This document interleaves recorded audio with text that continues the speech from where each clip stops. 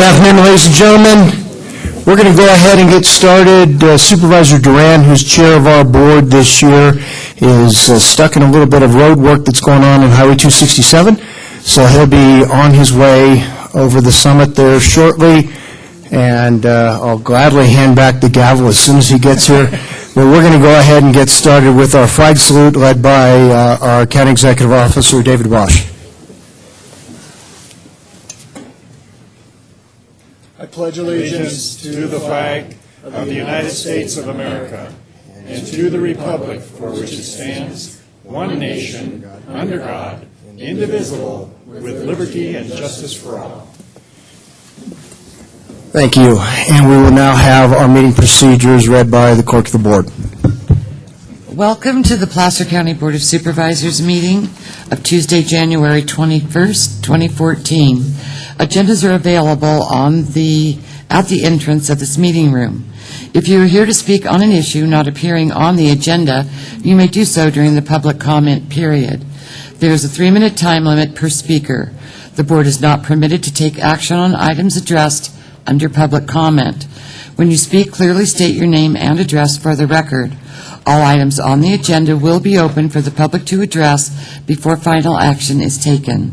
There's a 3-minute time limit per speaker, which will be monitored by a timer on the podium. If there is a person speaking on behalf of a group with no other testimony from another member of the group, please identify yourself as such, and your time may be extended at the pleasure of the board. Keep in mind that the chairman has discretion of limiting the total discussion time on any item. If you are hearing impaired, we have listening devices available. It is requested that cell phones be turned off. Thank you for your participation and cooperation.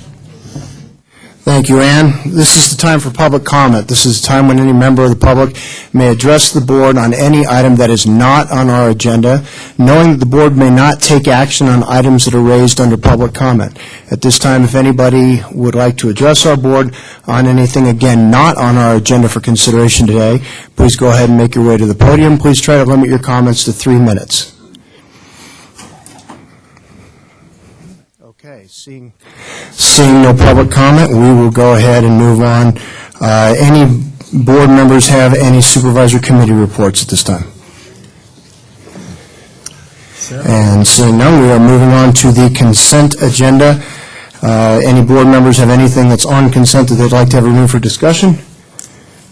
And seeing none, any member of the public have anything that they would like removed from consent for discussion?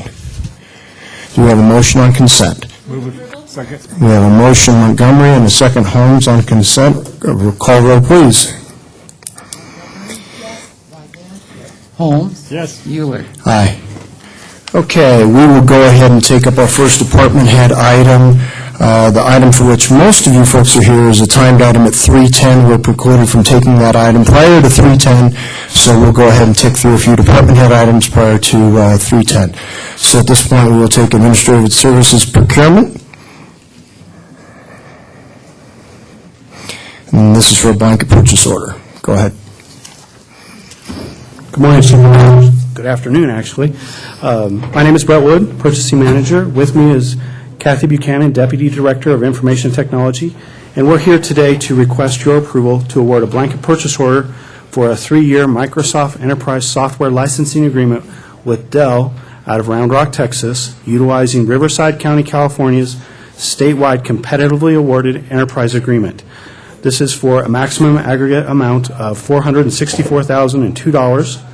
As a little bit of background, this was previously presented to the board in March of 2011, where your board approved this same agreement. At that point, it was $397,702. The agreement is set to expire currently at the end of January, January 31st. We, Placer County, utilize Microsoft software products on our desktop computers and servers throughout our entire network. We found that it was most advantageous for us to utilize the cooperative contract promoted by Riverside County, as it saved us 12% over what we could find if we had independently bid those services out. Riverside County's contract allowed for us to get multiple quotes from different providers. In doing that, we found that Dell was still the top choice for the county and the most advantageous. With that, we'd like to request your board's approval to exercise this blanket purchase order, and we'll stand for any questions. Okay, any board members have any questions? Any members of the public wish to address the board on this item prior to us taking action? Seeing none, it's the pleasure of the board. Move approval. Second. Motion Holmes, second by Montgomery. All in favor, please say aye. Aye. Opposed? None. Thank you very much. And we'll move on to Health and Human Services, Administrative Services Resolution, County Declaration on 2013 Health Realignment. Good afternoon. Good afternoon, Vice Chair Euler, members of the board, Graham Canals from Health and Human Services. I am before you today to talk about the most recent realignment of state responsibilities to counties, and in this case, this deals with a health-related issue. As part of the state budget this year, there was a $1.3 billion statewide realignment of health funding that previously went to counties to support indigent health care responsibilities as well as public health. And this realignment is linked to reduced indigent health care responsibilities for the county as we move forward. And following extensive negotiations between counties and the state, the realignment will take $300 million statewide from counties in the current year, an estimated $900 million the following year, and $1.3 billion and growing beginning in 15-16. The exchange for this is that counties have a couple of different options in terms of the formula that is chosen to calculate that, our share of that, and that we'd be able to keep savings related to that reduced indigent health care responsibility. Those two options for us to choose from include a 60-40 formula option, which basically takes 60% of our health realignment funds plus our required maintenance of effort, about $3.5 million, $1 million in the current year and then $3.5 million ongoing, redirect that to the state and allow the indigent health care savings to offset that cost. That's the concept. The second option is called the savings formula. It's super complex, deals with both costs and revenues for indigent health-related services, and also assumes a growing amount of county general fund in perpetuity each year to offset some of the state's costs. In October, HHS, working closely with the County Executive Office, tentatively chose the 60-40 formula to reduce the risk to the county and best position us as we move ahead. And what I'm here today to do is to present to your board a final recommendation for a final decision related to the 60-40 formula, which we believe will protect existing funding for public health. It will mitigate the risks as best as we can under this realignment, and it will also recognize that there's a lot of uncertainty with the amount of changes that are occurring with healthcare reform and with the Medi-Cal program here in California, and so we'll continue to monitor those closely and report back to your board to the extent that there's any significant change from that. At this time, we do not anticipate a negative impact to our budget for 13-14 and going forward related to this, but as I said, there's a lot of uncertainty, so we'll be paying very close attention to this as it rolls out over the coming months. So with that, my request of the board is to adopt a resolution adopting the 60-40 formula option for the county in this health realignment. That would be $1 million in the current year and then $3.5 million going forward, and with reduced indigent health care related savings intended to offset that cost to the county. Okay, questions of Graham by board members? Graham, my question, it sounds like we are fairly certain as to the cost associated with this to the county of the $1 million first year and the $3.5 million ongoing, and yet we are hopeful of the offset of the savings by virtue of adoption of the Affordable Care Act. I'm assuming that those savings are based on projections of adoption of Affordable Care Act by folks that we are otherwise providing services to. Do we, based on what we're seeing right now in terms of actual enrollments in the ACA. Do we see right now any jeopardy to the county in terms of those savings that are forecast not actually being realized, and yet the dollars, the $1 million this year and the $3.5 million in the future, we're fairly certain those will be going away, yet we're not certain of our savings. Are what we're seeing right now indicative of us actually hitting those savings targets, or are we concerned that we might not reach those savings targets? So we believe so, yes, and let me explain why. A couple of years ago, we put in place through your board's action the Medicaid coverage expansion, which was basically early federal health reform. And as part of that, there is the indigent population drew down some federal dollars. That population, as of January 1, so just a couple of weeks ago, shifted over to be underneath the Affordable Care Act, and that's the population that we are most directly responsible for related to our indigent health care responsibilities.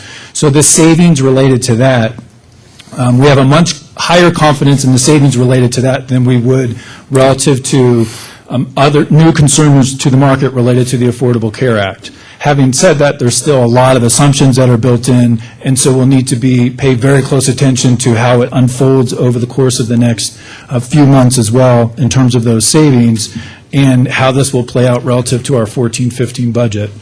So there is a level of uncertainty. The good news for us here in Placer County is that we are reasonably confident that the amount of savings that will be generated because of prior actions of this board and the structure that we had to meet that obligation, that those savings will materialize in a way that will not create a negative fiscal impact to the county. And has the state given us any indication that should counties not achieve the kinds of savings that we hope we will, the state is willing to revisit those committed dollars? The state has an estimate in their budget as we look ahead to 14-15 of that $900 million. As of right now, the Legislative Analyst's Office, the independent analysis for the legislature, is estimating a much lower number would actually be collected when we get to for the 14-15 year, a few $100 million less. The action that is before you today would take 60% of whatever the total is of that revenue from us, and then we would keep 100% of any savings that would be materialized. So it's it creates a fairly certain future relative to your comments about there's going to be $3.5 million that's pulled out, so the administration is estimating that full amount coming out. We believe that $3.5 million will indeed be redirected from the county back to the state. And so long as that savings also materializes at the local level, which we're reasonably confident of, then there wouldn't be a fiscal impact to the county. The other option that some folks are choosing is the more complicated formula, which could have much more risk. So for example, in Placer County, the exposure of the other option is up to $5 million instead of the $3.5 million number, because it's putting county general fund on the table here in a growing amount each year going forward. There's the potential to have a slightly lower overall redirection to the state under that formula for some counties.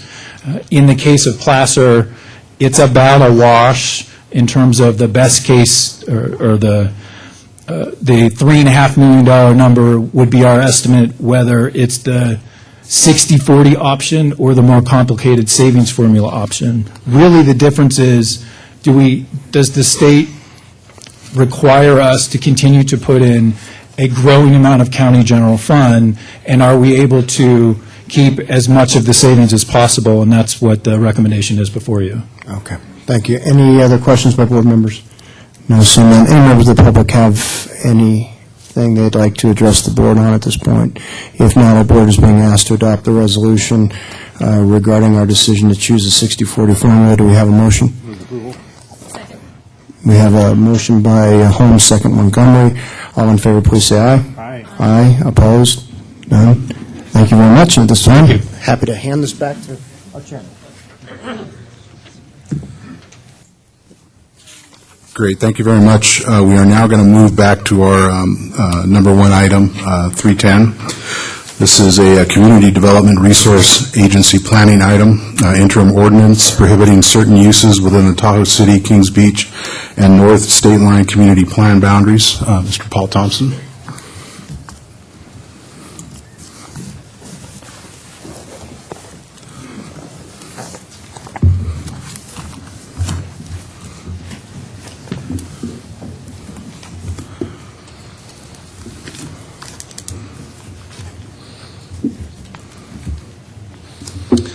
Thank you, Mr. Chairman, members of the board. Paul Thompson with the Community Development Resource Agency.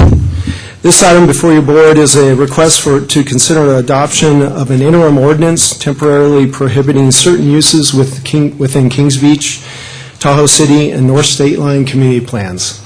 The proposed prohibited uses would include hospitals, daycare centers, preschools, churches, religious assembly, business and vocational schools, colleges, kindergarten through secondary schools, animal husbandry uses, collection stations, single-family residences, auto repair and services, and contract construction services.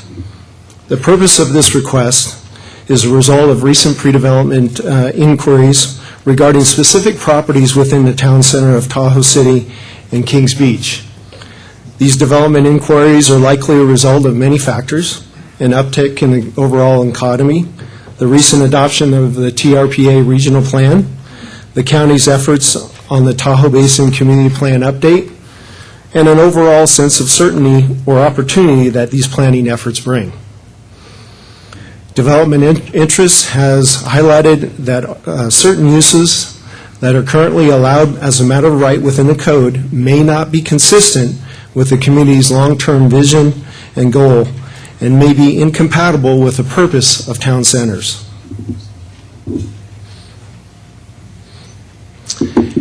It's important to note to your board that there has been previously adopted interim ordinances that restrict land use to protect ordinance to restrict land uses to protect the public's interest and welfare and to ensure that the community's visions are secured. In 1989, prior to the adoption of the Dry Creek West Placer Community Plan, in 1989, prior to the adoption of the Granite Bay Community Plan, and then in 1980, in association with the Weimar, Applegate, Clipper Gap Community Plan. All past interim ordinances were temporary in nature, while land uses were appropriately addressed as a part of the community plan update process. So where have we been? Well, TRPA in 2012, December, adopted the regional plan. One of the goals of the regional plan was to focus development within existing town centers and to remove development away from the sensitive lands as a way to further environmental threshold gain. Environmental redevelopment in the town center is also a high priority of the regional plan. The regional plan states that town centers will serve as receiving areas for development and are targeted for redevelopment that improves environmental conditions, creates sustainable and less auto-dependent patterns, and provides economic opportunities for the region. Town centers are afforded increased density and height allowances that are envisioned for more intense development patterns. The county has also embarked in the Tahoe Basin Community Plan Update, which is intended to further the goals and policies and objectives of the regional plan. It is the intention of staff to have the plan before your board by the end of this year and in front of TRPA by spring of 2015. There's been significant community visioning efforts also for the commercial core areas, including the town centers. Visioning recognized that Tahoe as a tourist-based recreational economy and look for ways to drive the economy and create communities where residents can work, live, and play. Visioning includes a focus on mixed use as a way to revitalize town centers. Visioning includes improving and expanding lodging accommodations as a way to help drive and improve tourist-based economy and foster sustainable communities. Visioning focused on revitalization of town centers. This is basically the type of community we want, where the community and tourists are out and about. It's pedestrian friendly. It's creating a sense of place. Also, we looked at activating and expanding recreational opportunities. The River Walk concept in Tahoe City. Also the Boardwalk in Kings Beach. So at this point, I'd like to hand it over to Jennifer Merchant, who's going to talk about some economic information. Jennifer? Thank you, Paul. Mr. Chairman, members of the board, Jennifer Merchant, for the record, with the County Executive Office. Let me just forward the slide here. Wanted to discuss a little bit the economic market analysis. It was prepared as a background study to the area plans that are going forward right now. You see the list of summary points in the analysis. I wanted to draw your attention to a few specific points. The report stated clearly that economic catalyst projects located on the lake shore of North Lake Tahoe are needed to begin providing a critical mass of accommodations and other attractions capable of capturing an improved market share among multiple day visitors. Further, the report states that no property class is more underrepresented in North Lake Tahoe than the hotel sector. 2 or more major destination projects, according to the report, would be needed to catalyze the Basin and compete with projects at Squaw Valley and North Star. And that does not mean replacing or replicating the projects at Squaw Valley and North Star. That just means providing a level of competition that no longer exists today. And then finally, I would like to specifically address that the report recommended strategic public involvement over the next 5 years continue in the form of land or assembly of tourist accommodation units, infrastructure upgrades, zoning adjustments, and facilitating of long-anticipated private investment conforming to best practices in resort development concepts. I'd like to talk a little bit more specifically about the public investment that has occurred to date. Your board has taken many actions in support of catalyst projects that were funded with public funds in the North Lake Tahoe area and Tahoe City and Kings Beach. These are a compilation of a variety of sources, including local, state, and federal sources, TOT funds to the tune of $21.5 million, former redevelopment agency funds, local sales tax that comes in at about $1 million annually, reinvested back into the community, our local public utility districts investing in tourist and visitor serving facilities, the California Tahoe Conservancy, which has made a significant effort in North Lake Tahoe portion of Placer County, as well as federal sources. The total of all of these funding sources is nearing $200 million over the last 15 years that have been invested for the types of projects you see here: public access, bike trails, recreation, and as I mentioned, visitor and resident serving facilities. I'd like to discuss with you a little bit to give you some background on the value of the tourism industry at North Lake Tahoe. I think we all know it inherently, how important it is, but there's some a recent study done by Dean Runyon Associates that provides some real detail on exactly how important the tourism economy is to the residents of North Lake Tahoe and their livelihood. On the left side, you see the pie chart that talks about total share of employment being 60% related to the tourism industry. And on the upper right-hand side, 51% of payroll-generated earnings related to tourism. And then respending of those earnings also is important because it creates another 1,100 jobs and about $36.5 million in earnings annually, at least in 2012 it did. And construction, real estate-related jobs that are also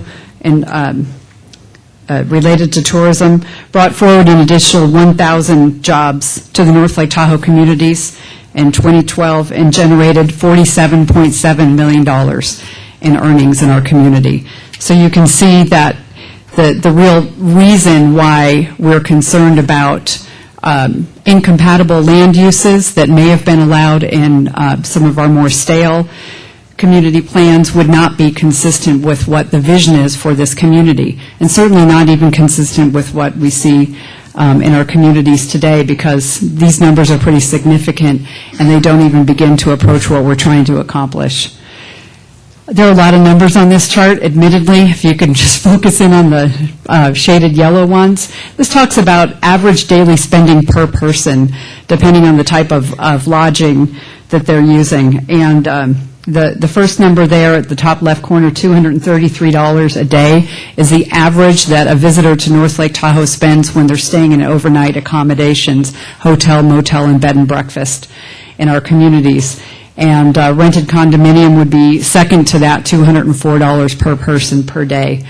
Our day visitors don't spend as much money here as you can imagine. In fact, it's important to point out that these figures do not include lodging, so if you added that, it would be even a more significant positive impact to our community.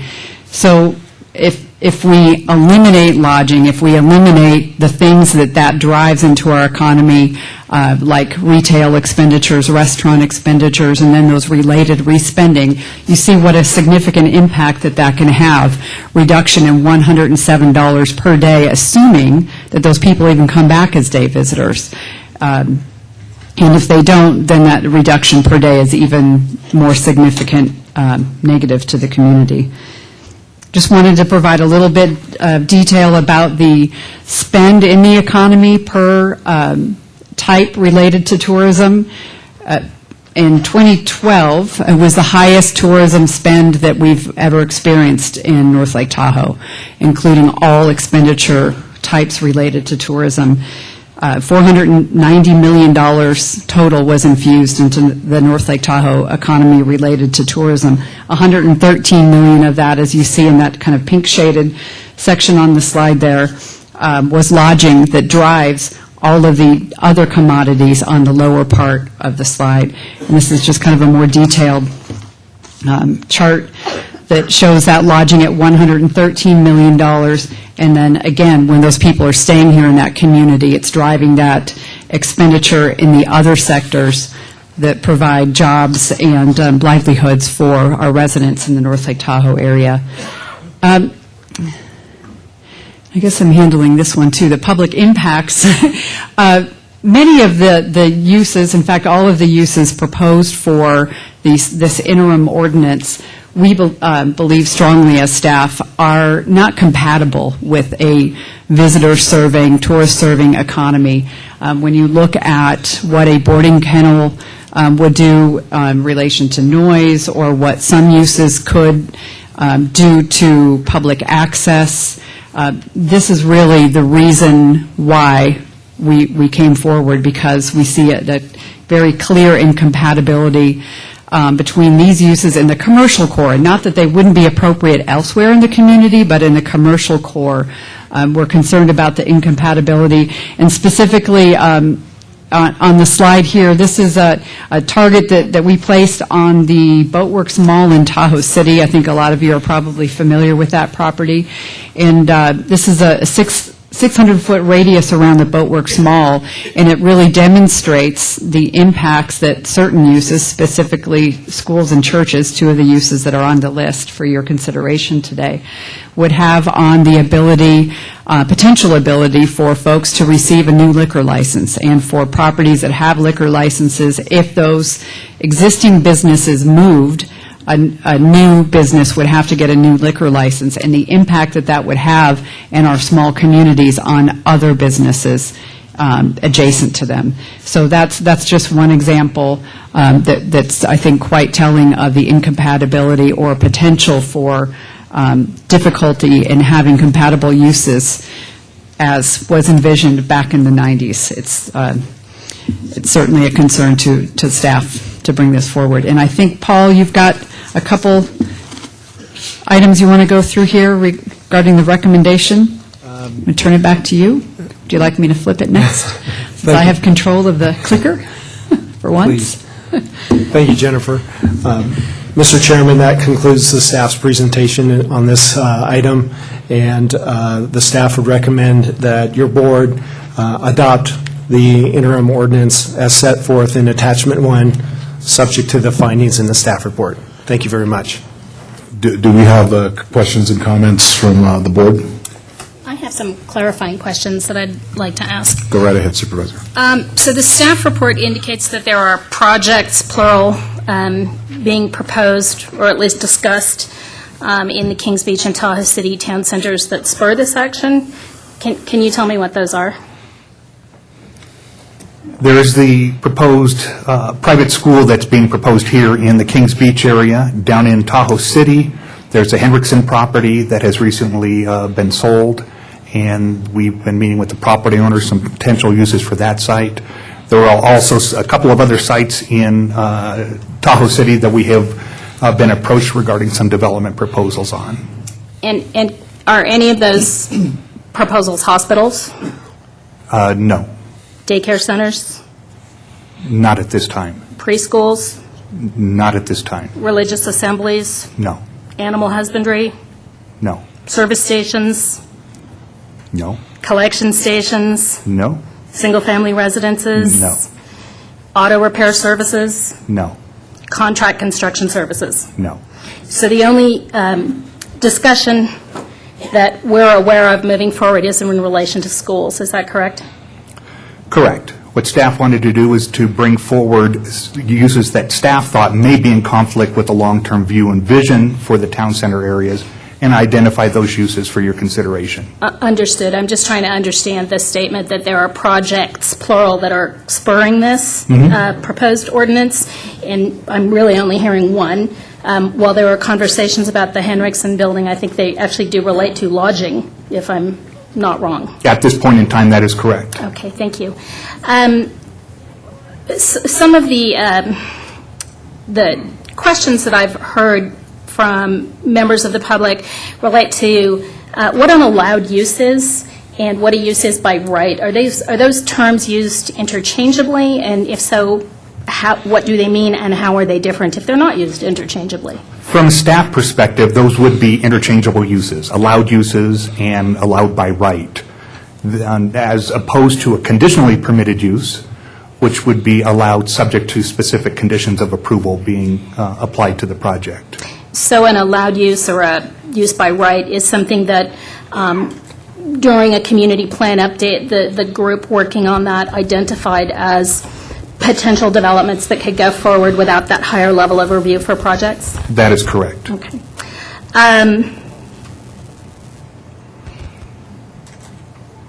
Staff report indicates that this actually conflicts with existing or proposed land uses.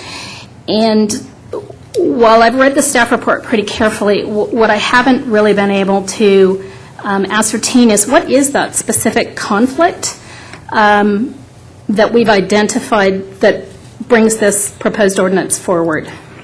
What staff is looking at is the vision that the community has identified for the town centers, both in Kings Beach as well as in Tahoe City, as part of the current community plan update process. And the vision for a more pedestrian-oriented, higher-density, commercial core area that would be the focus of the town centers. And so the concern is that some of these current uses that are allowed within the town centers may not be consistent with what the community has said is important in those areas.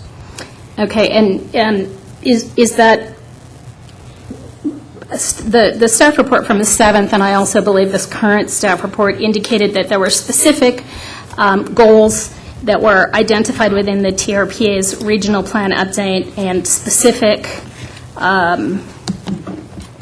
goals that we have identified in the Kings Beach Vision Plan. And I've read through those as they were presented by staff, and what I'm really not seeing in what staff presented to uphold the argument that this is necessary is really anything that actually supports it. Sense of place, diverse, friendly local neighborhoods, create waterfront destinations to suit a wide range of visitor expectations, placemaking for locals and visitors by developing interesting gathering places, create dynamic public waterfront, provide pathways, walkways, bike routes, mixed use. I'm frankly just not seeing in the one project that seems to have identified conflicts with that language. The one place that I could find a conflict, and I will be perfectly frank in stating it, is, in the Kings Beach Vision Plan, under economic vitality, the group identified that they wanted to enhance overnight accommodations, but then the end of that sentence is, and the mix of uses to attract longer visitor stays and increase revenue generation potential. So honestly, with the exception of that one piece in the vision document, I don't personally see this as a conflict. That's my opinion. I think this has a lot to do with opinion. Can staff comment? One of the things we received was a letter from Stoll Reeves that raised a number of issues, one relating to a failure to comply with TRPA procedure, and then two other arguments that they raised. Can I just get a little bit of clarification on County Council's position on those issues? Well, first of all, an interim ordinance is not designed to be a definitive decision about a specific project. The statute says uses that may be in conflict with contemplated community plan that the county is studying or considering. So therefore, there is no permanency to an interim ordinance. And I make the same comment about the letter from Stoll Reeves. Basically, I think Stoll Reeves is pointing out that if this was a permanent zoning change, it wouldn't be complying with the TRPA process, but it's not a permanent zoning change. And the case that Stoll Reeves cites as similar with a conflict between the coastal plan, the court in that case found there was no conflict between the interim ordinance and the coastal plan. And I mean, that's the heart of the difficulty of this project, is it's not a permanent decision on a pending project. It's a timeout so that the planning process can proceed. And since we can't predict what it'll be in the end, but this may be in the end a permitted use in that area. It's the whole concept is to let the planning process proceed. Okay, thank you. I appreciate that clarification. One of the things that was brought up was that similar actions to this have occurred in the 1980s. Do we have anyone who was around at that time? Maybe Paul? I don't think you're quite that old. Do we know, were those actions taken in the middle of community plan updates, or were they taken in at the front of it? So I did a little research on the one in 1980. It appears what happened is, and this was the Weimar Applegate Clipper Gap. So the staff initiated the community plan update process. The board actually took action to approve the update. And then later, it appears that later on, there was some group of the community that was left out. And I think because they were left out, they took action to adopt an interim ordinance to take a timeout, to allow more input on the general plan, and then it appears that they took several actions to amend it in association with that community input. So yeah, it was right, during the middle, and actually that one was afterwards. The Dry Creek West Placer was prior to the adoption of the community plan in that case. And there, I think we took action to rezone about 5,000 to 6,000 acres, as I believe Lauren told me, 80-acre minimum to stop any type of subdivisions that could come in while we were updating the community plan. But just so I'm clear, just so I understand what you said, in that case, that was taken before the process began? That was prior Or to. as part of the process beginning? Yeah, part of Okay. the process. Okay, yeah, I'm really just trying to ascertain, how rare is it for an action like this to be requested from our board? And it sounds frankly like it's pretty rare, because we're pointing to instances in the 1980s, and really only one that was in the middle of the process, and actually post-process, it sounds like. Yeah, post-process, yes. Okay, that's an interesting twist. There were also a couple of instances where interim ordinances were brought to the board and rejected in the 90s. Okay.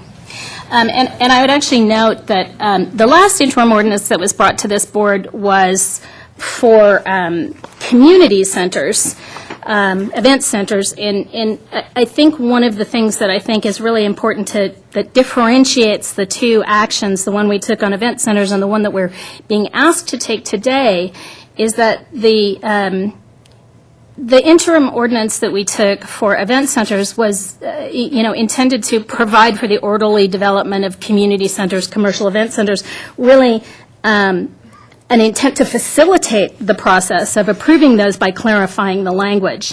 And I don't see that as being comparable with what we're being asked today. Again, opinion.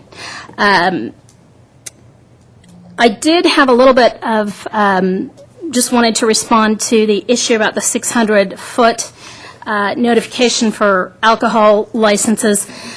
Just to clarify, I had a very comprehensive conversation with Matthew Sack of the ABC last week, where he affirmed that it's his experience as a fairly long-term employee of the ABC that in general he hasn't seen impediments to neighboring properties obtaining new licenses. And he wanted to make very clear that the 600-foot figure that we talk about is purely a notification requirement. And that literally anyone in California, because it's a California statewide process, could appeal a license at this point, that it's not, the 600 feet is not a magic number.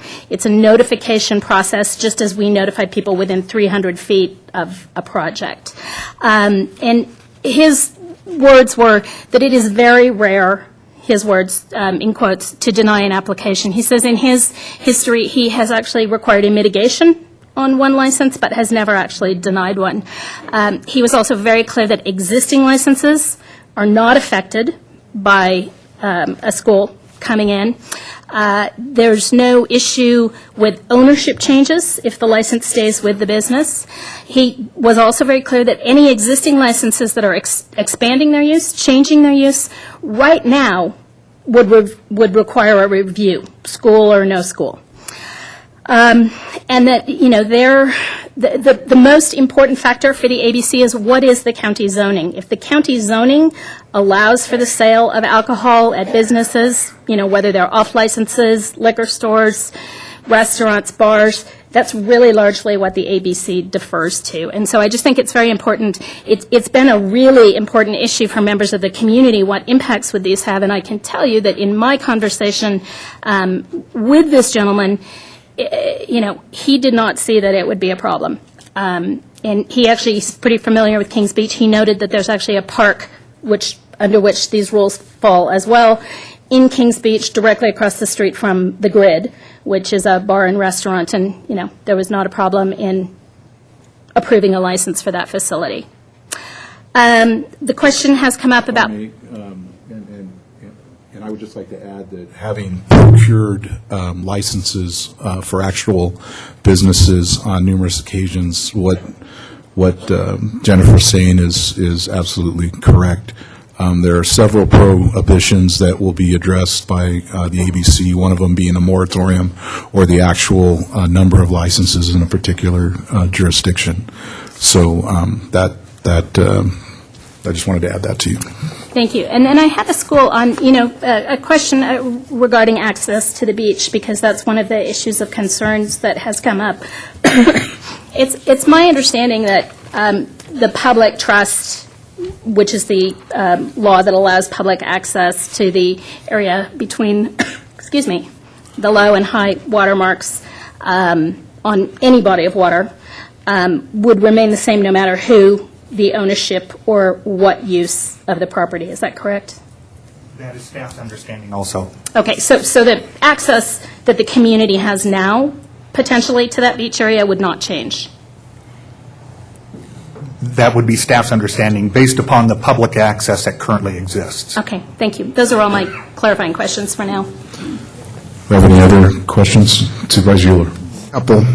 Jennifer, kind of to your point about actions that our board has taken on an interim basis as we're undergoing the community plan updates, I don't remember us recently adopting any kind of interim resolutions that were prohibitive of actions that had been allowed under previous community plans as we were updating and adopting those community plans. But I do remember, in fact, us going the other direction as we updated the Granite Bay Community Plan, and you'll recall that our board said there are a number of projects that have been submitted under the old rules of the community plan, specifically regarding gates, that we are going to allow to proceed even after the adoption of the new plan because they were already in process under the old rules. Yeah. So I don't, in my 12th year now here as a county supervisor, I don't recall too many times where we've gone the other way and taken those away. I do recall where we have essentially grandfathered them in and allowed them to continue. Jerry, the question in regard to this not being a permanent decision, is it the opinion of your office that given the level of notification and awareness the county has about a specific project, the economic status of that project in terms of the transaction that's been negotiated between the two private parties, that we are not placing ourselves in any position of jeopardy should we adopt this kind of an ordinance? It's your office's opinion that we're not opening ourselves up, we're not exposing ourselves here? I don't make predictions on courts, what courts will do, but if the board adopts the findings provided for in state law and the findings support the statute, then I don't see that there would be a threat of a taking. In fact, in the Tahoe Sierra case that the U.S. Supreme Court resolved some time ago, the California's interim ordinance was seen as an example of a jurisdiction putting time limits on the temporary nature so that it did not become a temporary taking, as was alleged by the property owners in that Tahoe Sierra case. So you're comfortable that this not being a quote-unquote permanent decision as you described it, but as an interim ordinance, regardless of the fact that somebody might be able to demonstrate a permanent damage under the temporary ordinance, basically on the argument that within certain economic transactions, delaying is the same thing as denying. Your office is comfortable that that the lawsuit, which I would think would be inevitable under something like this, you're comfortable coming to our board and... I'm comfortable that if the board can make the findings required by the statute, then our office can defend the action of the board. Okay. You're a lawyer, huh? That's all I have. Other questions? Just wanted to comment, Kirk, I'll test your memory, see if it's consistent with mine, but just caused me to think that during the general plan update, I was on the planning commission, but you were on the board, but as I recall the board, there was a huge amount of development pressure in the lower part of the county at that time, and I think the board did something like pass a minute order or just make a public statement in effect that they would not enjoy entertaining any major project applications during such time that the general plan was being updated as compared to any absolute ordinance that precluded that. Is that consistent with your recollection? No, you're absolutely right. Given the size and the scope, there are 4 projects in particular each of them in excess of, 2,000 acres, if I recall correctly. And so given the size and the scope of those, the board, actually led by your predecessor, Alex, said, let's consider these under the context of the general plan. And in fact, we did. We had specific language in the general plan that dealt with those large applications, hence Bickford Ranch and Placer Vineyards. So, yeah, you're absolutely right. We did do that then. Any other comments? Supervisor? No, I had some questions, but they've been answered. The question about the alcohol beverage control has been answered, and access to the beach would remain the same. So those are my questions, and I'm comfortable with their answers. Great. I've got a couple of questions myself. There were a couple, and I think you've addressed two of them: noise, public access, traffic, and liquor license. I'm not going to rehash public access and the liquor license, but with regards to noise, what specifically is the concern there with this proposed project? There's not a concern with regards to the school project that's being proposed. What staff has identified in the list of uses that are recommending to be prohibited are some of those potential uses could be in conflict with the lodging that is allowed within the town center and may not be consistent. Kennels, for one, construction yards being another. Staff thought that those may not be consistent with the long-term vision for the town center areas. Can staff in the process of reviewing an application, can staff review that analysis at that time as opposed to an overall blanket prohibition on a kennel, for example? The concern that staff had, and the reason this issue is being brought forward before your board, is that these uses are allowed by right. And the concern was staff may not be able to adequately address noise concerns that could come from some of these uses. Okay. With regards to traffic, what's the specific concern there both in relation to this proposed project and the uses that you envision prohibiting via this interim ordinance? I think the concern would be there is that when you have a school, you do have certain periods of time when children are dropped off and picked up, and there is greater traffic during that time, and that maybe the roads can't handle that. Is there any more traffic, for example, down the road where we don't have stoplights and we have people walking, during the peak seasons? Is there any more traffic there than in this particular project being envisioned? I wouldn't know the answer to that. I don't have Probably that. not. Okay.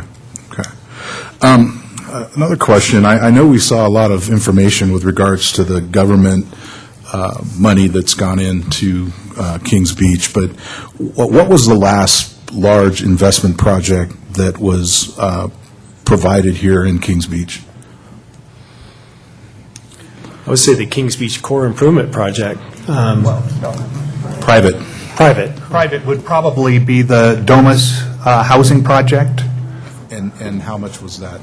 I don't know what that value was. I apologize. Okay. The reason I ask is that, from what I've heard, the project that's being proposed is anticipated to generate about $15 million for this particular area.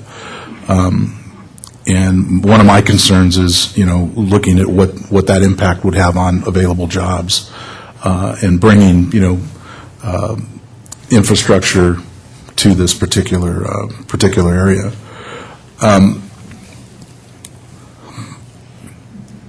With regards to the actual project itself, have staff sat down and worked with the school and the landowner to try to work through some of the issues related to public access, for example?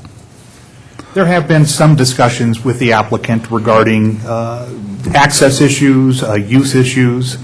I would say we haven't had discussions over the last couple of weeks, although I believe the county executive has had a meeting with the applicant over the last week. Have you seen a plan and looked, at 30,000 feet at something that may, at what the vision that the school is bringing? Yes. Have you looked at that? Okay. And that plan was submitted earlier this year, and staff and the applicant have met over that plan. Okay. Well, one of the things that was brought to my attention from the school was the fact that they envisioned some type of a community center there. Did you have discussions about that? Yes, although we haven't seen plans with regard to the community center, but there have been discussions about that. Okay. And a community center, that would be something that would promote and advance tourism. Is that correct? Yes. Okay. All right. Another thing that was brought to my attention was the possibility of the school using some of their units of lodging for public use during the off-season. Did you have a discussion with Yes, we did. that? Okay. And what was your opinion on that? At this point, staff hasn't formed an opinion on it. It's a use that would be allowed and one that they could propose. And the use of that lodging would be consistent with the concerns of the area in with regards to TDUs? That's correct. Okay. All right. Any other questions from the board?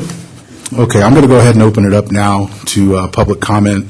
A couple of things just before we get started. One of the big reasons that we moved this meeting to this time and to this location is because we wanted everybody to have an opportunity to view this process and it to be an open process. And part of that responsibility for all of us is to respect the decorum here. When you come up, please announce who you are. Let us know where your address is. We do have time limits here. There's going to be a timer there. You don't have to use all your time. I would encourage that if someone else makes the argument for you, that you don't repeat that, because we really need to keep the process moving. With that, I will provide. Okay, this is a list. Okay, so I'm going to take the list in according to how the sign-in sheet went here. We'll start with number 1, Randy Hill. And Ellie Waller and Rod Monty, you're on deck. Mr. Hill? Thank you. Do I push the button to start it, or do you do it? Okay. Randy Hill, Tahoe Vista, speaking as a private citizen. With respect, may I suggest your timing is atrocious and terribly insensitive. It smacks of gross mismanagement at best and shocking abuse of power at worst. Neither is acceptable. Make no mistake, this is all about revenue, TOT, and we all know where most of the TOT dollars go. In addition to your inexcusable treatment of one of our most respected and giving citizens, you are tampering with one of the more sacred resources any community can hope to have. Education is a critical social and economic driver of any community. True, its economic benefits may not be as immediate or clear as TOT, but a comprehensive offering of K-12 educational options, perhaps more than any, attract families, businesses, and investors, and by extension, revenue. The impact on the fabric of a community, however, cannot be quantified. Your documents mention health, welfare, and safety. And so I ask, what speaks to those criteria better than providing an abundant array of learning opportunities for our children? TEA has established a wonderful track record since forming in 2011. At the implicit core of its program is one of our most important treasures, the environment. I suggest rather than killing this project before it has a chance to get off the ground, simply suspend the school limitation and then rethink the whole ill-conceived ordinance. Don't throw the baby out with the bathwater as a knee-jerk reaction to having taken your eye off the ball. Certainly, if you unilaterally take TEA out of the equation, they might find someplace else in KB, or they might find someplace else outside of KB, or even outside the county. Is that a risk you're prepared to take? The 45-day timeout mentioned by Jennifer Merchant in her email response to one of our concerned citizens has a way of morphing into 12 months and even 22, as is clearly and conveniently permitted by statute. That is unfair to both Dave Ferrari and his family, who have for generations given to this community, and to TEA as well. As for economics, consider the revenue that could accrue from this effort. Revenue from families who choose to live here, bringing taxes and fees of all kinds. Revenue from teachers and support staff who become employed. Revenue from organizations and individuals who provide services and products. And revenue from those who see this community as committed to its future and make an investment. But if none of those revenue opportunities strike a chord, then I ask you to consider the most precious revenue of all, our children's learning opportunities. Thank you. Thank you, sir.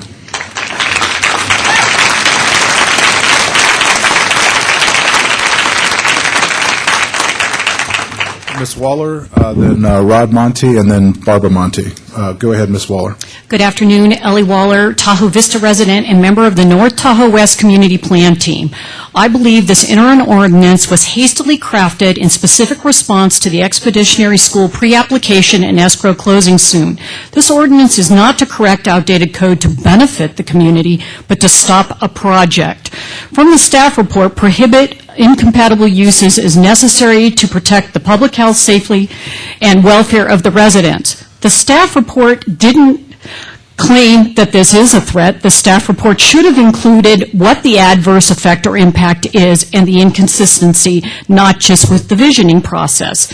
TRPA goal, LU3, provide the greatest possible extent within the constraints of the environmental threshold carrying capacities, a distribution of land uses that ensures the social, economic, and environmental well-being in the region. The staff report fails to explain how the school or other designated uses are a detriment to or have an adverse impact to the social, economic, or well-being of the region. TRPA goal LU 4.1, existing urbanized areas are identified as centers. Centers are the areas where sustainable redevelopment is encouraged. Since the development permitted under this plan is generally limited to existing urban boundaries in which uses have already been established, the concept of the land use plan is directed toward encouraging infill and redirection. The intent of this system is to provide flexibility when dealing with existing uses. The staff report fails to determine that this goal is violated. Did county staff contact and confer with TRPA staff for clarification? The Kings Beach vision states this is not a regulatory plan or a promise of specific improvements. Rather, it is a collection of ideas that enables people to envision a different future that reflect the community desires.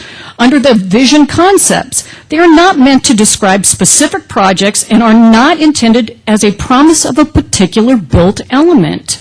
Also in the vision, fundamental issues and challenges. One of those challenges is the significant decline in full-time population based due to lack of employment opportunities, housing price escalation, and decline in quality education.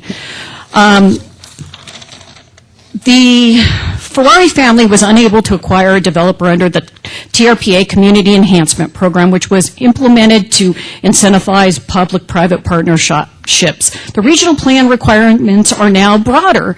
The county has no real process for interim projects before area plans are approved being violated here. The bottom line is this is a politically charged issue about a vision that may or may not come to fruition. Common sense must prevail. I respectfully ask you as a board to deny this urgency interim ordinance. What does an up to 22-month delay get the county? Nothing more than a missed opportunity for a real project, a good project, in hopes that a high-end, better tourist project will come along with no guarantee of sustainability. Thank you. Thank you, Mr.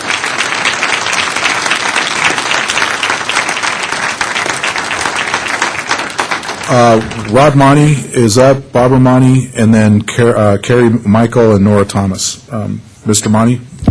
Hi, my name is Rod Monty. I live at 8783 Cutthroat here in Kings Beach. As a retired school teacher, I have several concerns regarding placing a school on this property, one being traffic safety. After doing yard duty for 25 years, traffic safety issues before and after school are much more serious than most people are aware of. But more important than the relative merits and liabilities of the school on this site, this property is of vital importance to the revitalization of Kings Beach. As such, hopefully we will not rush to make a decision on this today. If we slow down and allow input from the community and address the concerns brought up, the decision you make will have a much better chance of being the best one for Kings Beach. Thank you.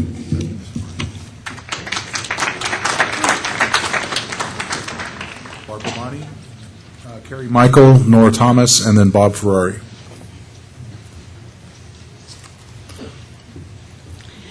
My name is Barbara Monty at 8783 Cutthroat here in Kings Beach. My husband and I have owned our home here in Kings Beach for approximately 25 years. We have seen a number of changes over the years, some we like, others not so much. The proposed TEA school on lakefront property may be a good thing, but at this point in time, all the facts need to be out there and all the many questions answered before it is finalized, if at all.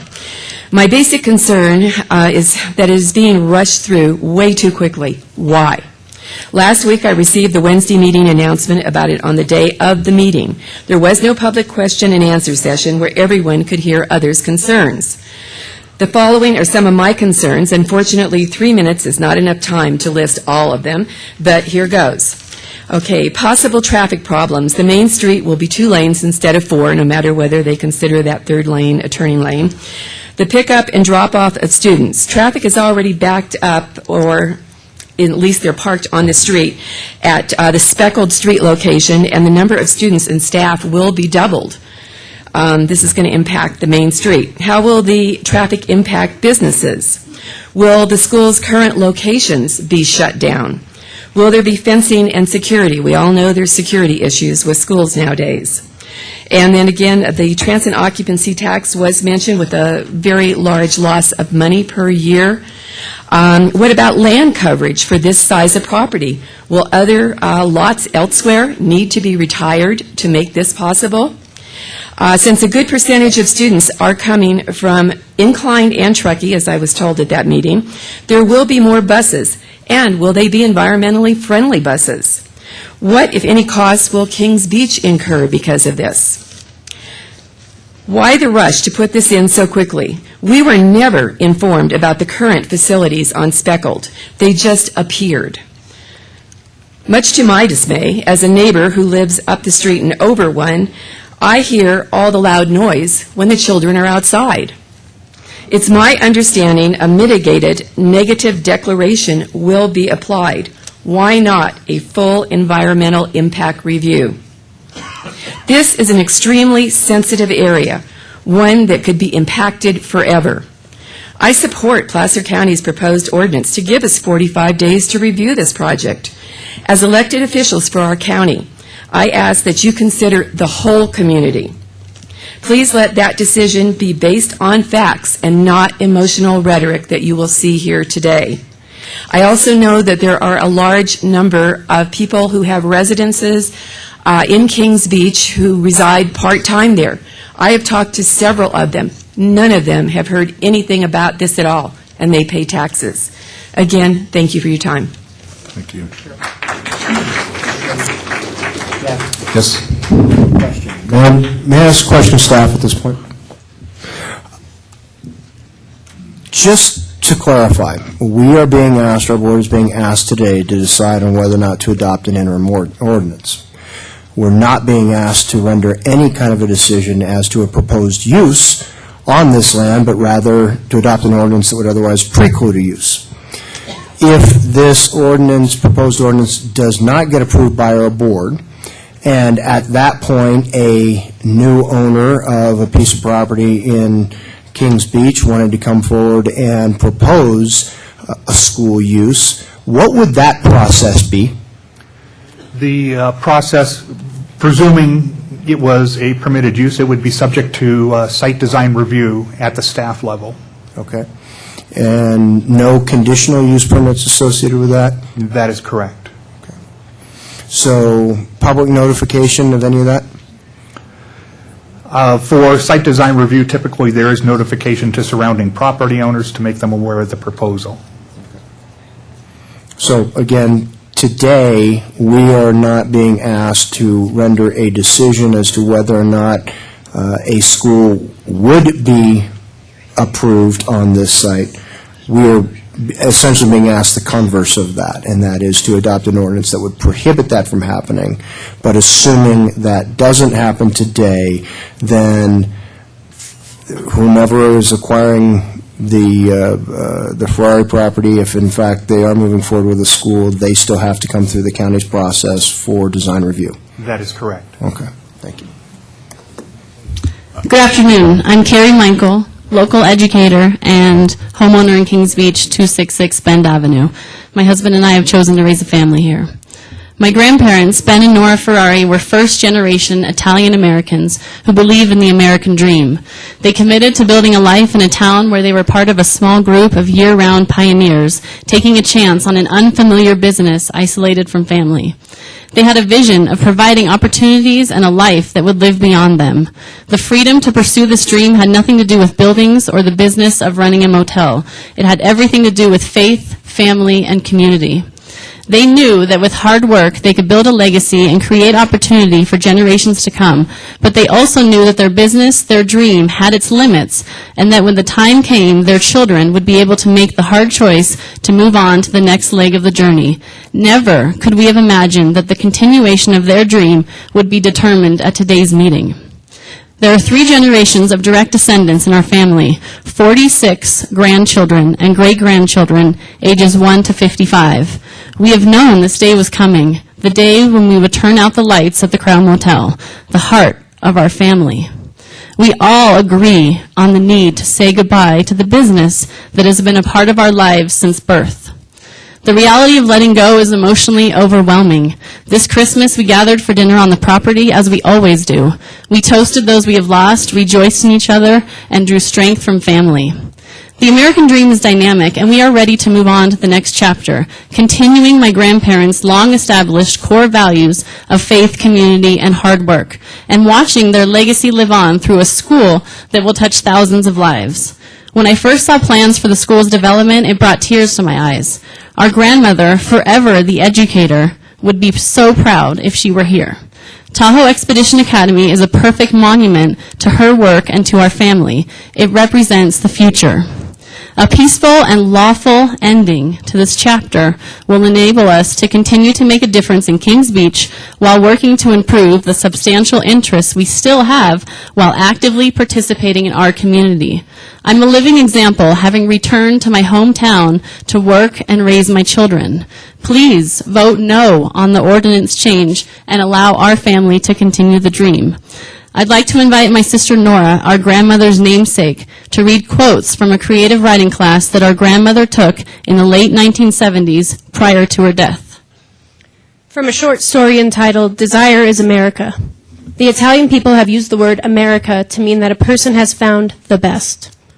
From an article titled, "These Are My Wishes." Every day we can learn something new and continue to grow. To be rich is not measured in terms of monetary wealth, but in terms of what we give to others in happiness, faith, and above all, love. From a poem titled My Son, which seems to speak to our Uncle Dave. "You are my son. You are the one who gives of yourself in all that you do, but there must be left some time just for you." Leonora Ferrari. Thank you. Thank you.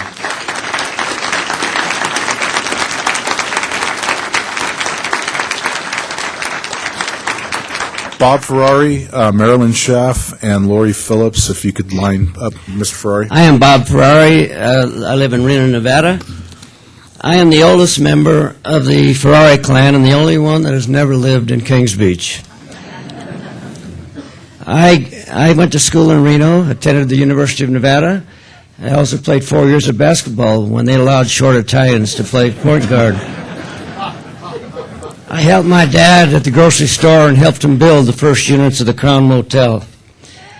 My wife and I went into the Army when the Olympics started at Squaw Valley. We returned 28 years later and are now living in our 17th home.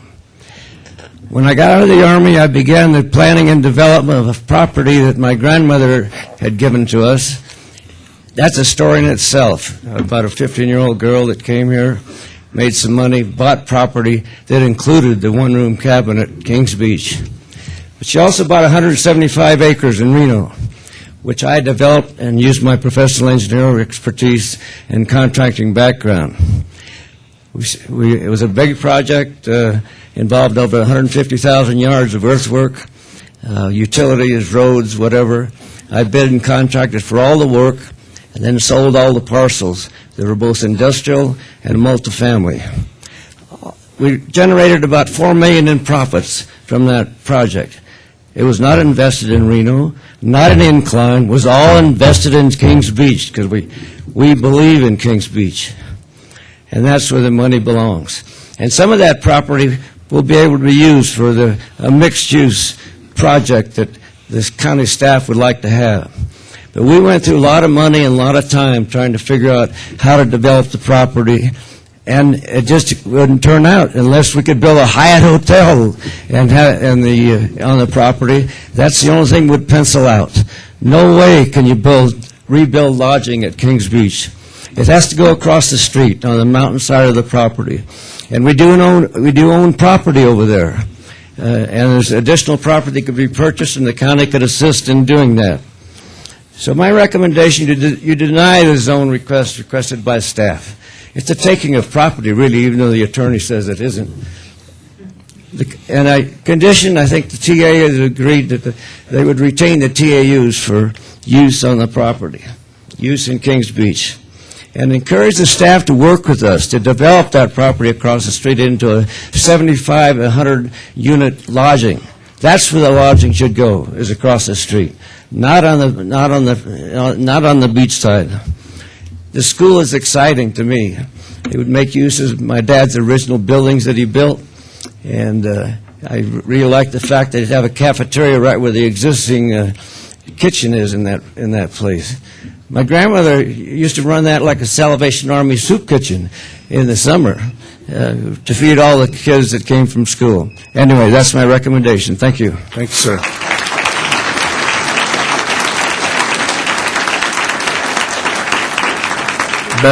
Marilyn Schaff, Lori Phillips, and Pat Davidson. Ms. Schaff?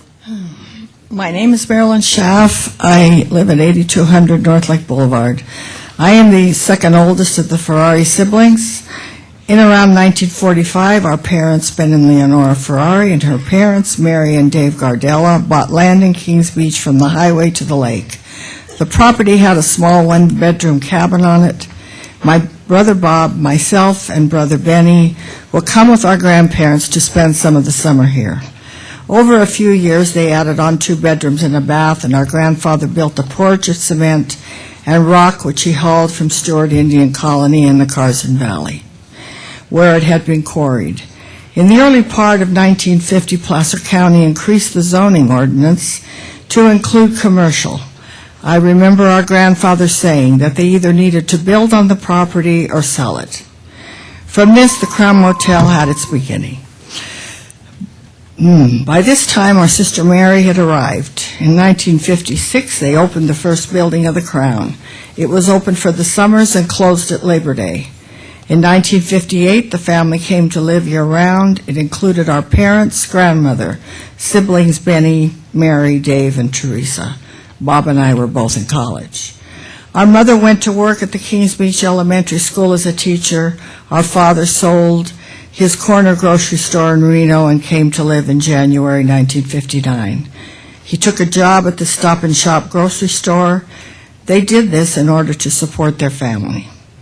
Our grandmother took care of the 2 small children who were not in school yet, plus the rest of the family, and would rent an occasional room. They immersed themselves in the community, trying to make it better for themselves and others. The Crown began with 18 units, and over time it grew to 40. The children purchased the property in 1979 and took over management. Someone of the family has always managed the property, which today totals 71 units. We have been good stewards of the property and of the community of Kings Beach.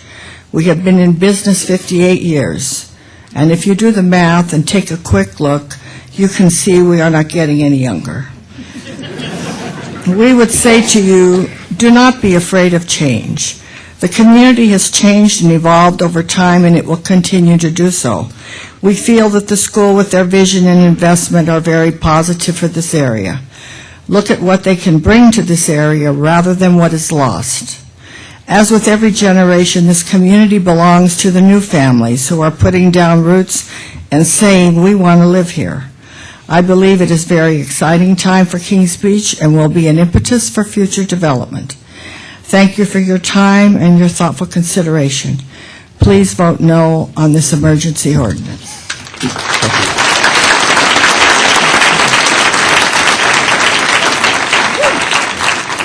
Good afternoon. Lori Phillips, Pat Davidson, and David Brown. Lori Phillips, 435 West Walnut Street, Pasadena, California. I've been coming to Kings Beach for the summer for the past 24 years, and I've stayed at the Ferrari's Crown Motel every summer. Over the past 24 years, I have made friends with the Ferrari family, and I feel that I'm part of their family.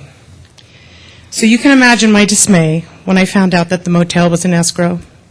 How can that be? How can you do that to me? You didn't ask me, you didn't tell me. I'm sure that a lot of you feel the same way.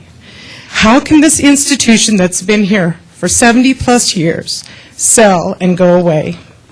The simple answer is that it's because they own it. It's theirs to sell. They have been the stewards of this property, and it is theirs. Think of the large extended family of Ferraris that have enjoyed the motel all these years. Think of the history there. So can't we all imagine the agonizing feelings that went into their decision to sell it after all this time? Can we imagine how much thought they have put into their decision? I imagine a lot. They have a buyer in this school that will be a great neighbor and a new steward of a fantastic property. I don't think the Ferraris would have taken the offer from the TEA if they didn't feel that it would be a good thing for the property or for the community of Kings Beach.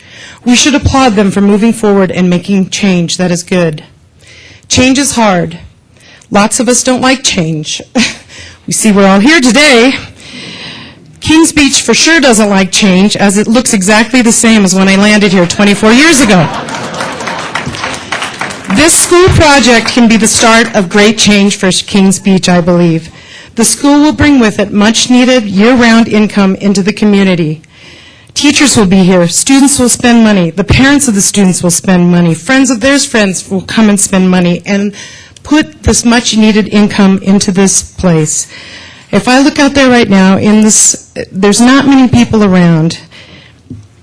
I think that instead of focusing on trying to stop the sale, we should instead be focusing on what the city can do to improve itself to facilitate this change.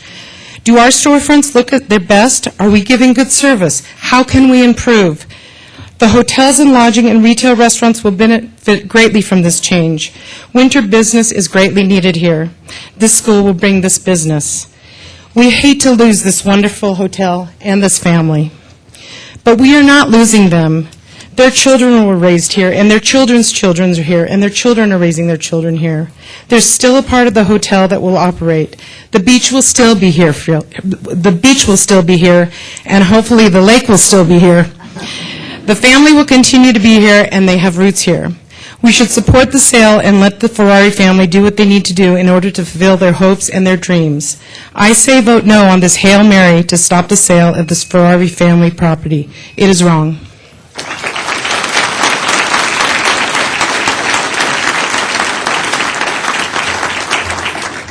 Pat Davison, David Brown, and Regina Straver. Good afternoon, Chair Duran, members of the board. My name is Pat Davison. I'm the Executive Director of the Contractors Association of Truckee Tahoe. First off, I wanted to thank Paul Thompson for answering questions after the proposal was released. The Contractors Association of Truckee Tahoe is a regional nonprofit trade association composed of 337 member companies representing the broad cross-section of the building industry, plus related suppliers and professionals. Collectively, our member companies employ hundreds of people, and the industry as a whole employs thousands of people in the Truckee Tahoe region. We are adamantly opposed to the moratorium in front of you today. Property owners hire designers and builders or subs and suppliers when they want to build or remodel their property. The chilling effect a moratorium would have on this activity goes beyond words on paper or lines on a map. It means a company does not get a job. It means workers are not hired. It means goods and services are not purchased for a future construction or remodel project. Something as simple as new home construction or adding onto an existing building could be prohibited by this sweeping moratorium. None of us have any certainty what will or won't be allowed in the final approved area plans. County staff have their opinions, and members of the community have theirs. The dilemma for the county and all of us by extension is how to transition from the old community plans to the soon-to-be-coming, some skepticism there, area plans. Instead of approaching that challenge by seeking community input and proceeding in an orderly fashion, the county chose instead to propose the most heavy-handed tool in the toolbox, a moratorium or freeze on certain land uses. This proposal didn't come out of months of discussion with lengthy public notice. It was a surprise to the vast majority of agenda watchers, not to mention the property owners who have not been notified. We deserve better. There is no excuse for this knee-jerk reaction. We respectfully offer two recommendations: to reject the moratorium, may it rest in peace, and direct staff to formulate an interim process that would address the transition between old plan and new plan.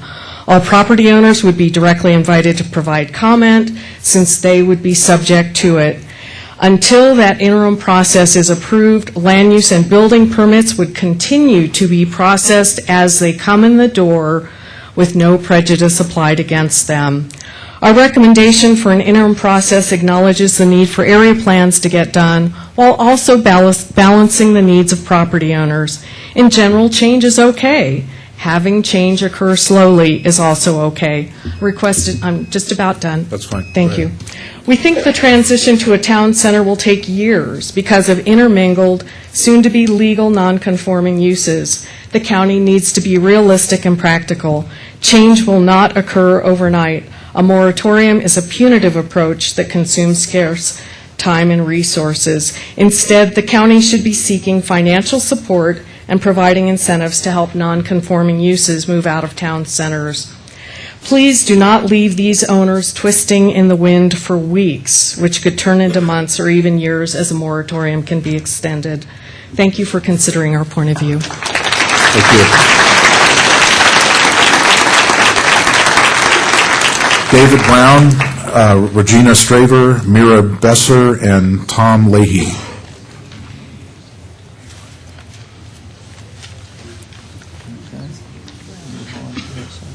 Okay. Any of those? Yes. It's actually David Brown. He left? Okay. Regina? Go ahead. Excuse me, I'm a little congested, so if I've coughed, please excuse me. I was a former member of the North Tahoe Regional Advisory Committee who, excuse me? Excuse me, just where do you live? Oh, in Kings Beach. I was a former member of NETRAC who voted in favor of this elite and superlative school to come to our community because our community needs such things. However, I'm here to ask you to support county staff in this matter and vote yes. I question the wisdom of putting a school or a school zone in the middle of a business district that is going from 4 lanes to effectively 2 lanes of traffic. I feel it could have an adverse effect on traffic flow, even so, catastrophically so. This road is not only a part of the main business district in Kings Beach, it is also part of the larger road system that circumnavigates the whole lake. If you come to Tahoe to see the lake, you will have to use this road. There's no going around it. If you are from Tahoe City side of 267, this will affect you profoundly. That includes tourists and visitors from San Francisco to Auburn to Truckee who come here through 89, as well as all of the West Shore, and perhaps even you when you come for your next meeting. I have visions of tourists sitting in their cars while their engines idle on the road in front of Lanza's restaurant exclaiming, just whose idea was it to put a school zone on a 2-lane road in the middle of a business district on the only road going around Lake Tahoe? I have these visions because I live 1 block down from the school's present location, and I have seen the buses lined up waiting to load and unload students, with both sides of the street lined with cars of people waiting to pick up their children, as well as the cars that belong to the staff. I should point out that the school operation presently is much smaller than is what is being proposed in the business district. However, we are not here today for the subject of education, location, or traffic dynamics, but for communication. More so for the time it takes to communicate.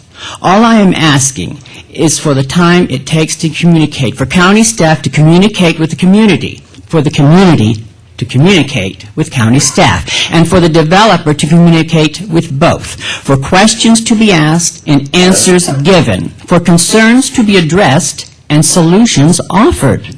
And this takes time, and considering the years it took to formulate the basis for traffic flow during the Kings Beach Core Improvement Project, 45 days is a very, very short time.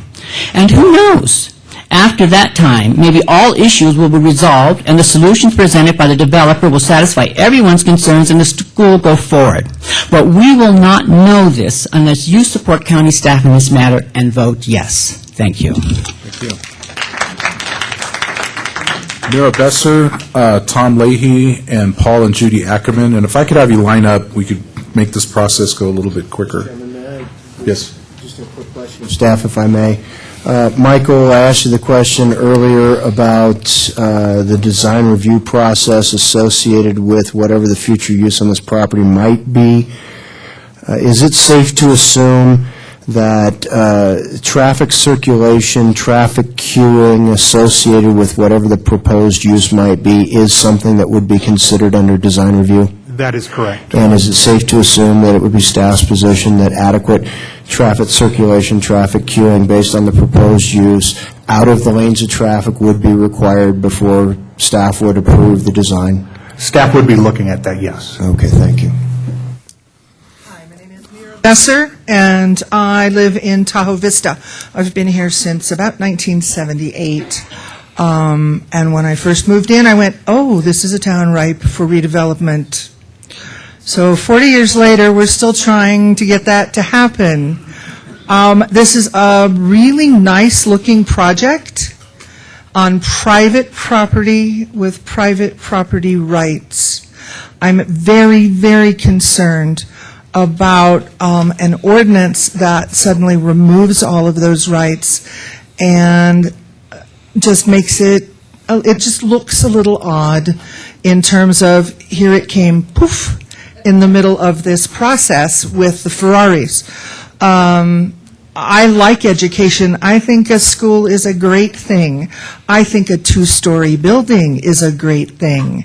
I think the 70 units that we'll lose in terms of TAU and TOT can get built across the street when it's not in the sight line or the view line or the very fragile property that is the beach. But this is a property rights issue. And this is about the board, who I want to really thank you guys for asking very intelligent questions and very seeing into a lot of the issues that are going on. But this is a property rights issue. And I've seen some really bad uses of this kind of thing over on the South Shore in the not-too-distant past. And so it concerns me. Because temporary, we all know that temporary in the land of construction just grows. And as far as Ms. Straver's concerned about the traffic, I was under the impression that the commercial core design was developed to slow down the traffic. So if this slows down the traffic, it's just fulfilling part of that. But I think that the supervisors, that the board needs to look at the fact that it is about property rights. It's not about what they build there. It's about, oh, are we going to make it illegal to build and sell what you need to build or need to sell in order to continue? And Kings Beach needs something new. It needs something new, and it's a good thing. It's not a bad thing. It's not an 80-story something looming over us. So thanks, guys. Thank you. Tom Leahy, Paul Ackerman, Judy Ackerman, and Dave Ferrari. Good afternoon. I'm Tom Leahy. I live at 871 Tyner Way in Incline Village. I've been there for 27 years. I wish it was a little longer. My relationship with Kings Beach began soon after my software company, Leahy Computer Systems, Inc., moved to Incline Village in 1986. Leahy hired employees who opt to live in your community. At least one of those former employees still lives here with his family of 4. They have acquired 2 pieces of property, one a home and one a rental property.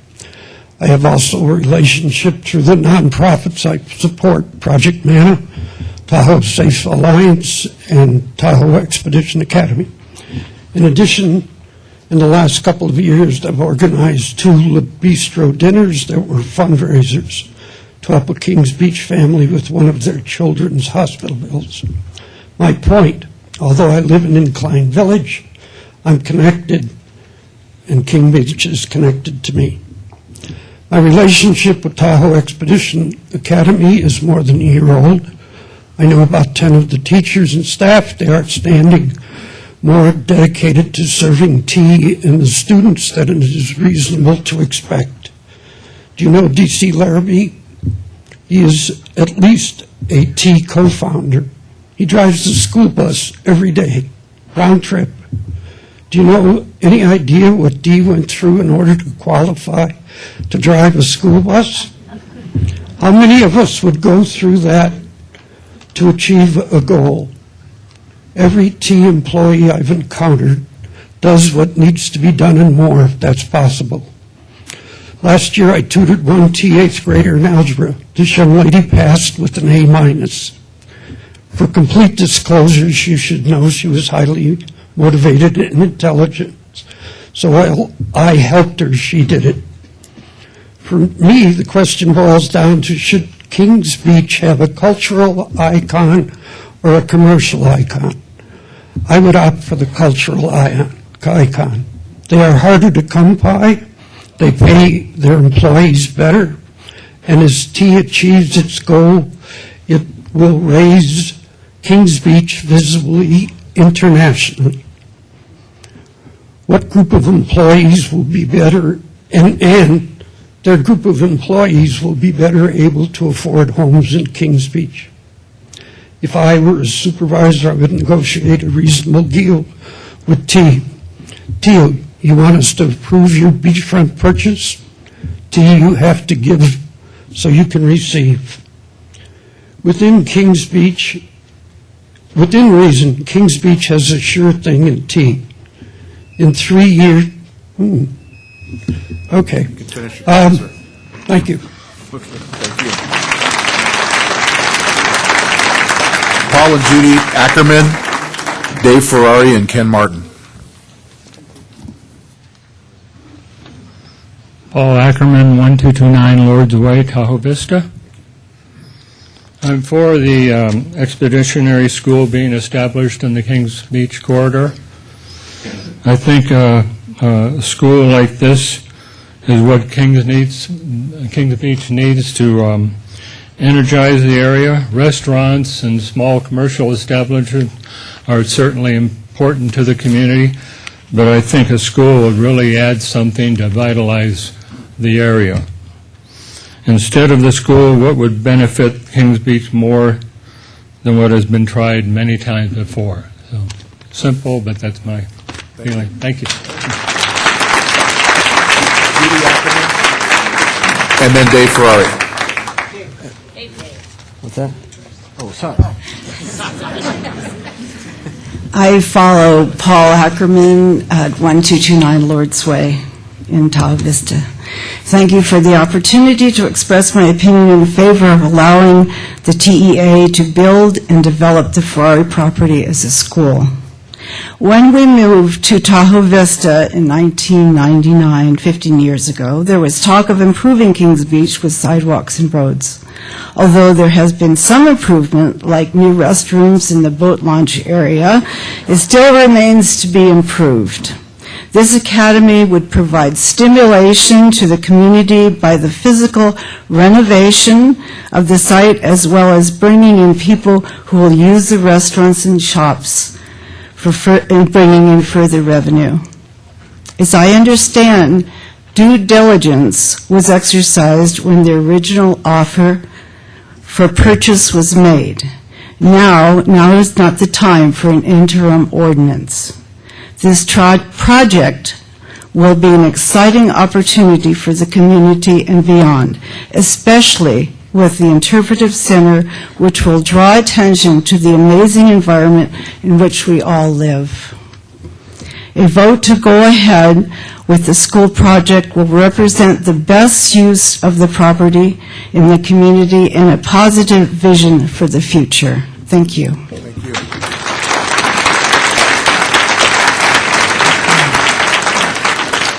Dave Ferrari, Ken Martin, Robert Myromel, and Robert Kramer. Mr. Ferrari. May I ask a question to staff before? Is that possible? I wondered with Michael Johnson, and we talked about the Domus project. I was under the understanding that the county purchased the land or helped purchase the land there, or is that not true? I believe there were redevelopment monies used in that, but the question was the largest private investment, and that would go to that project. Right, but there was assistance with there that. Was, so I'm making a different point then, but that's why I'm making it.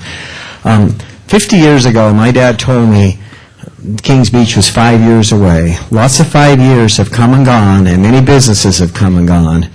One thing that has remained constant is the Ferrari family and the Crown Motel.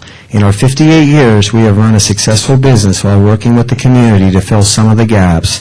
You are familiar with our long history of community contributions and alliances with such people as Kings Beach Elementary School, Arts for the Schools, Boys and Girls Club, Sierra College, and the Family Resource Center. Meanwhile, little has changed in town, and there are less businesses operating now than when I was growing up. At that time, all lodging establishments and businesses were vibrant, well-maintained, but this is not the case today. In 2006, we began exploring the redevelopment of our aging property. When TRPA came out with the Community Enhancement Program, we eagerly moved forward and planned a redevelopment project. Unfortunately, as the economy tanked, our ability to move forward was seriously curtailed. Part of that's RDA going away now as well. Subsequent to this time, we have continued to maintain and operate the Crown and other properties while participating in negotiations with a variety of potential buyers, partners, all to no avail because it is so difficult for hotels to pencil at the scale and densities that are allowable here. Those economics will not change even after the area plan is completed and approved. As a result of our challenging regulatory and economic conditions in the basin, may be years before there is another interested buyer and several more years before permits are approved, as we've seen with Boulder Bay and Homewood. This would be the first major private investment in Kings Beach in decades, and we may not have another opportunity to come this way again. Please let's not chase it away. Today, we have a willing buyer in escrow ready to invest over $10 million into Kings Beach. This will provide our family the opportunity to plan for new retail and lodging on properties across the highway as envisioned in our CEP. Land values are lower and lodging could pencil on this land. These two projects have the potential to redevelop over 5 acres of Kings Beach and show investors that people are willing to invest in Kings Beach.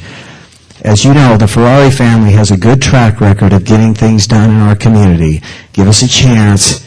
Give Tia a chance. These are real projects consistent with an allowed use in the community since 1996. As a family who has owned property in Placer County and Kings Beach for nearly 70 years, we simply ask that you acknowledge our long-held property rights and vote no on amending our zoning. Thank you.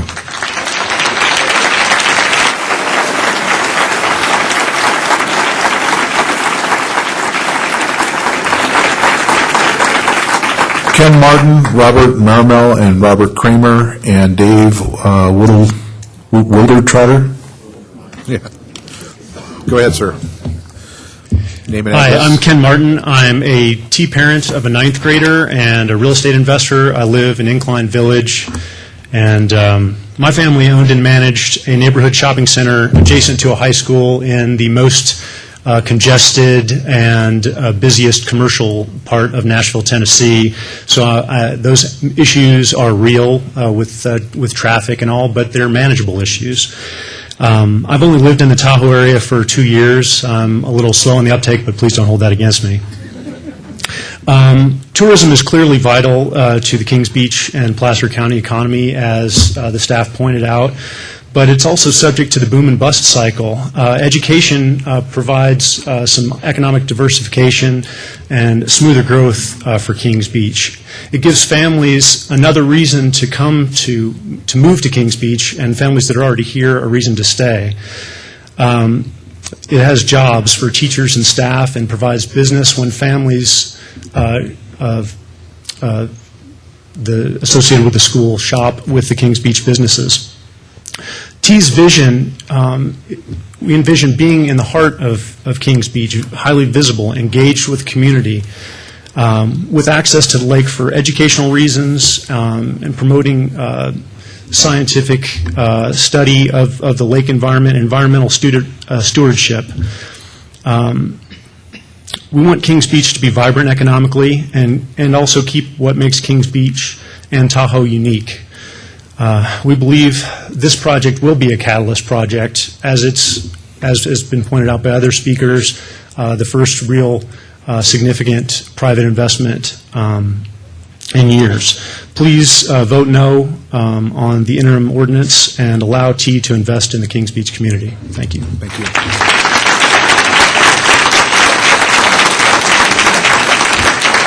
Robert Mermel, Robert Kramer, and Dave Wilderrodden. Robert Mermel, 8144 Brockway Vista, Kings Beach. I am directly beside the Ferrari property, and I've lived there since 1987, and the Ferraris have been really good neighbors. I am all for the school system. I have watched them struggle over the years in trying to do something with their property, and finally a very good project's coming along in my mind, spending $10 million here in our community, and I think you should really look at this seriously as an asset to Kings Beach. Thank you. Thank you.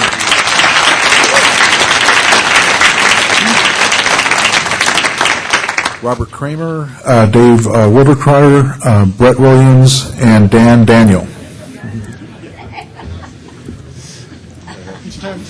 Robert Kramer, 14-year resident of Kings Beach, president of the Kings Beach Downtown Association, and I'd like to state that our board met on this issue and has determined that the interim ordinance is detrimental to all of the businesses in Kings Beach.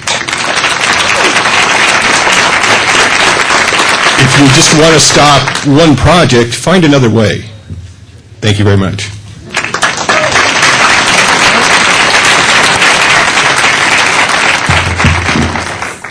Hello, my name is Dave Wilderrodder. I have a business and property right across the street from the proposed school, and I have a bunch of prepared remarks, but this is really difficult for me because most of the people in here I know and are friends with, but I ask that everyone put themselves in my shoes for a second. I am a private property owner also. I have had my business in Kings Beach for 20 years. I'd like to support the county staff and their recommendation, and the reason I'd like that is because without this recommendation, I wouldn't have known about this at all going in a cost for my property. I might even support it if I knew what it was, but I really don't know what it is. There doesn't seem to be a process in place.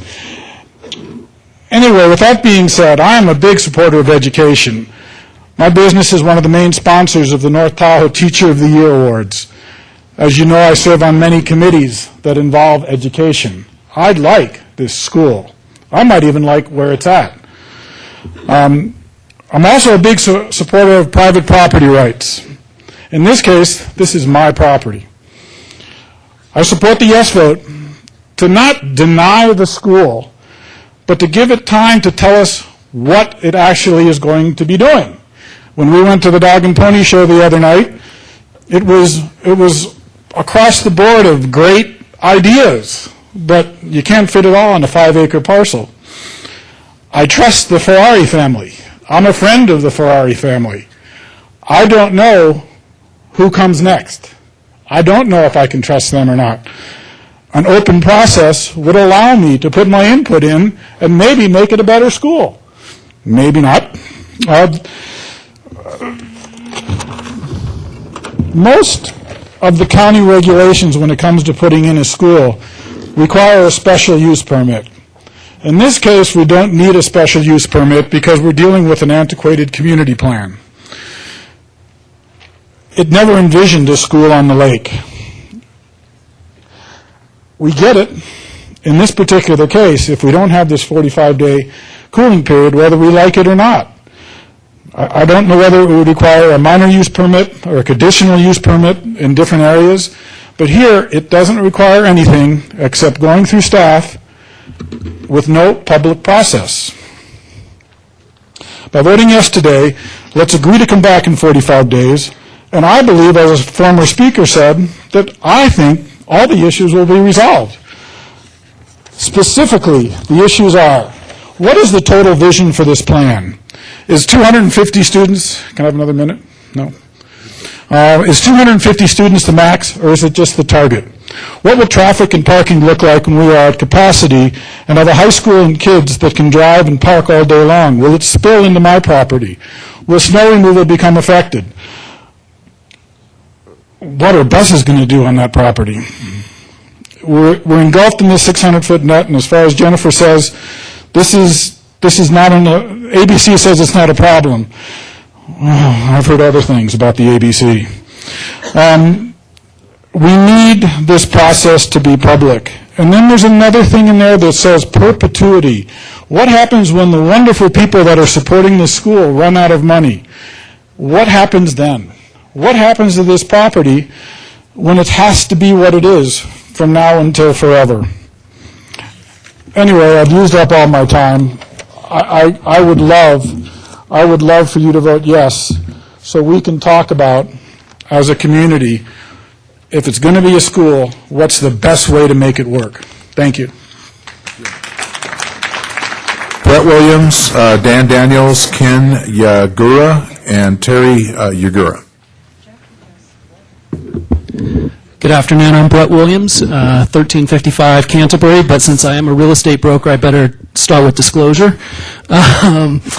First, my parents moved here in 1978. I went 4th through 12th through North Tahoe. I am a real estate broker. I manage about 60 vacation rental properties. And on the other side of things, I do sit on the North Lake Tahoe Resort Association Marketing Committee. I'm a proponent and I'm a T parent. I'm a proponent of the school and opposed of, in essence, the interim ordinance. And basically it comes down to, first, is awareness. The market has been aware of the core improvement project for over 15 years. The market has also understood where real estate values have gone over the last 15 years. Now, if the core improvement project was a recent event or a recent commitment by Placer County, I could understand the delay for the ordinance because, in essence, the market really wouldn't know what it doesn't know. But we have a large sample size here. The market is aware and has been aware. I think the other thing is that California was it was a leader in the state based on education and transportation. And as much as we talk about things that we want to have done on the tourism side, one reason why our commercial real estate values continue to go down, even in today's marketplace in the last year, is because we don't have enough primary residents. We have too much ebb and flow in current tourism. I'm a proponent for tourism measures, but I'm also a proponent of primary resident measures as well. And a good example of that is if government understands the market better than the market, then we wouldn't be having this meeting in this building, honestly.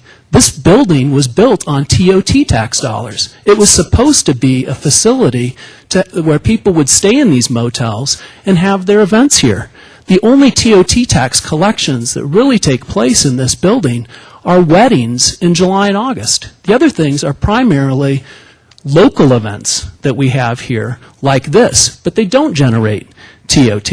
So if government agencies understand the market so well, the track record hasn't proven to be accurate.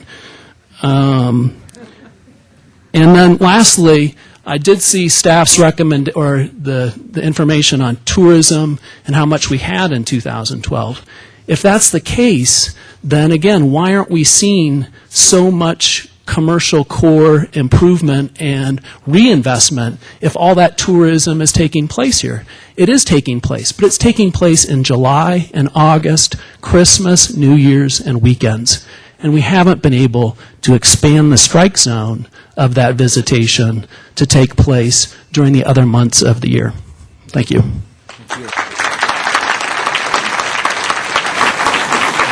Dan Daniel, Ken and Terry Yagura, and Steve Gregory.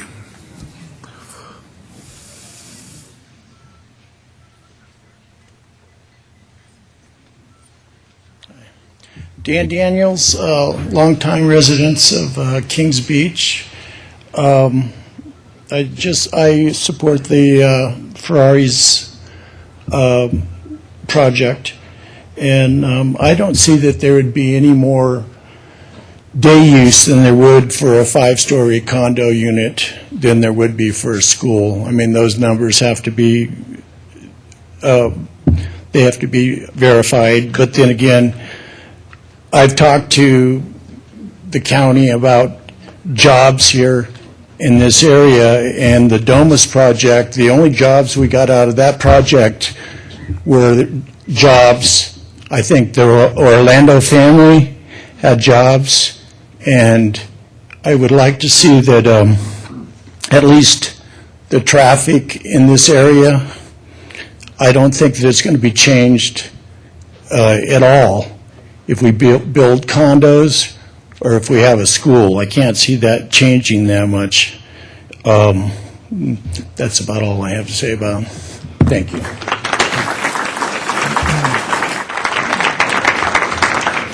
Good afternoon. Our names are Ken and Terry Yagura, and we lived in Tahoe Vista off of States Drive for almost 34 years now. During this time, we've been active in working with many residents who have worked hard to improve our communities.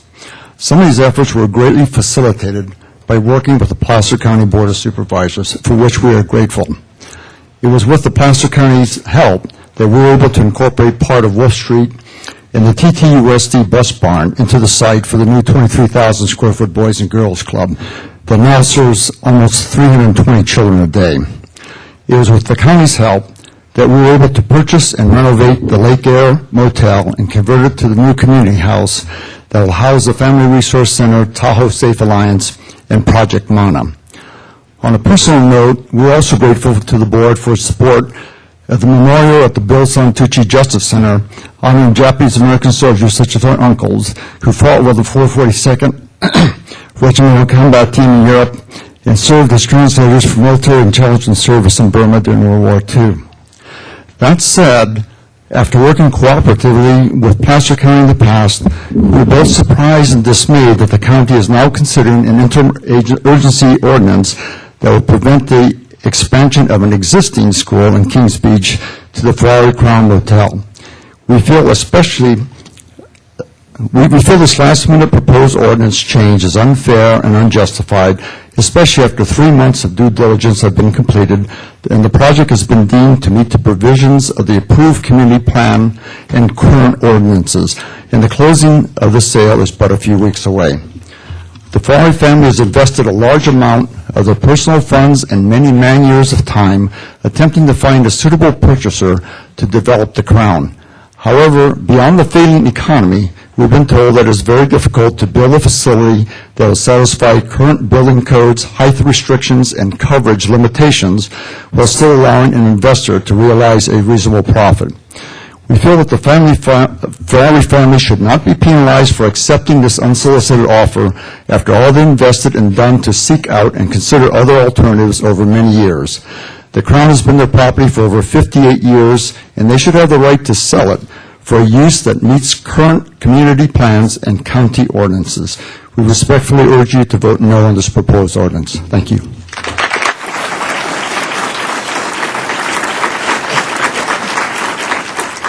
After Mrs. Yagura, Steve Gregory, Gail High, and John Wood. Thank you. Terry Yagura, Tahoe Vista. And reading this letter for Lynn Carroll, Coldwell Banker, Select Real Estate. To the Honorable Board of Supervisors, I wish to register my dismay that the board is considering rejecting the sale of the Crown Motel to an educational institution. That it is occurring at such a late date is unconscionable. As a longtime resident, I believe that schools are one of the most important attractions we have here to get new full-time residents. I sold to a new resident who moved here from Tennessee to put their son in T. Your proposed actions will have a detrimental effect on many different levels of citizens besides making it uncertain as to how people can proceed with normal business by pulling the rug out from under a transaction where many lives are concerned. Please avoid the problems you are creating and accept this transfer as proposed. Thank you.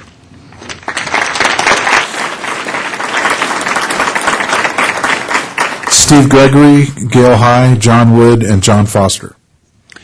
Good afternoon. I'm Steve Gregory. I live in Tahoe Vista, and I'm here to speak in favor of Kings Beach being maintained as a healthy, functioning rural community. What makes it a community are the people who live and work here, who provide goods and services for one another, who create uses and institutions, some of which would be expressly prohibited by this proposed ordinance. The Tahoe Basin is a natural focal point, dotted with small communities. It's not meant to have dense, high-rise, urban-like concentrations. Those are better suited for year-round activity centers like Squaw Valley and North Star, where they already exist. So expand them there, but allow communities like Kings Beach to continue to develop and serve the needs of the local people who live and work here. And as I'm sure you're well aware, a primary purpose of local government is to meet the needs of the local constituents.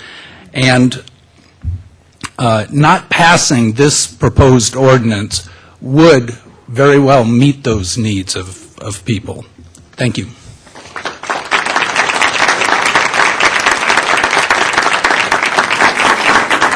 Gail High, John Wood, John Foster, and Robert Wright. I'm Gail High, 9872 Pilot Circle here in Kings Beach. My family has owned property in Kings Beach for almost 90 years. I've spent most of every summer here for 70 years. I remembered Stop and Shop. And I've lived here year-round for 21 years, so I know this area well, and I care passionately about what happens here. I also have a wide and deep background in education. I've had my master's in early childhood education for 35 years and have been very involved with 12 different schools as a parent, teacher, board member, and most recently a grandparent. Several of these schools are nationally known for their excellence, yet T is far and away the most exciting, effective school I've ever known. We are so lucky to have this school as one of several excellent choices here. The best education is when the match is right between the student and the school. For many whose families are here out of a passion for the outdoors, what T offers is particularly meaningful. There are, I imagine, some legitimate reasons to object to the proposed campus, but I think that what this school, with this proposed facility, can offer to this community and to the world of the future trumps those objections.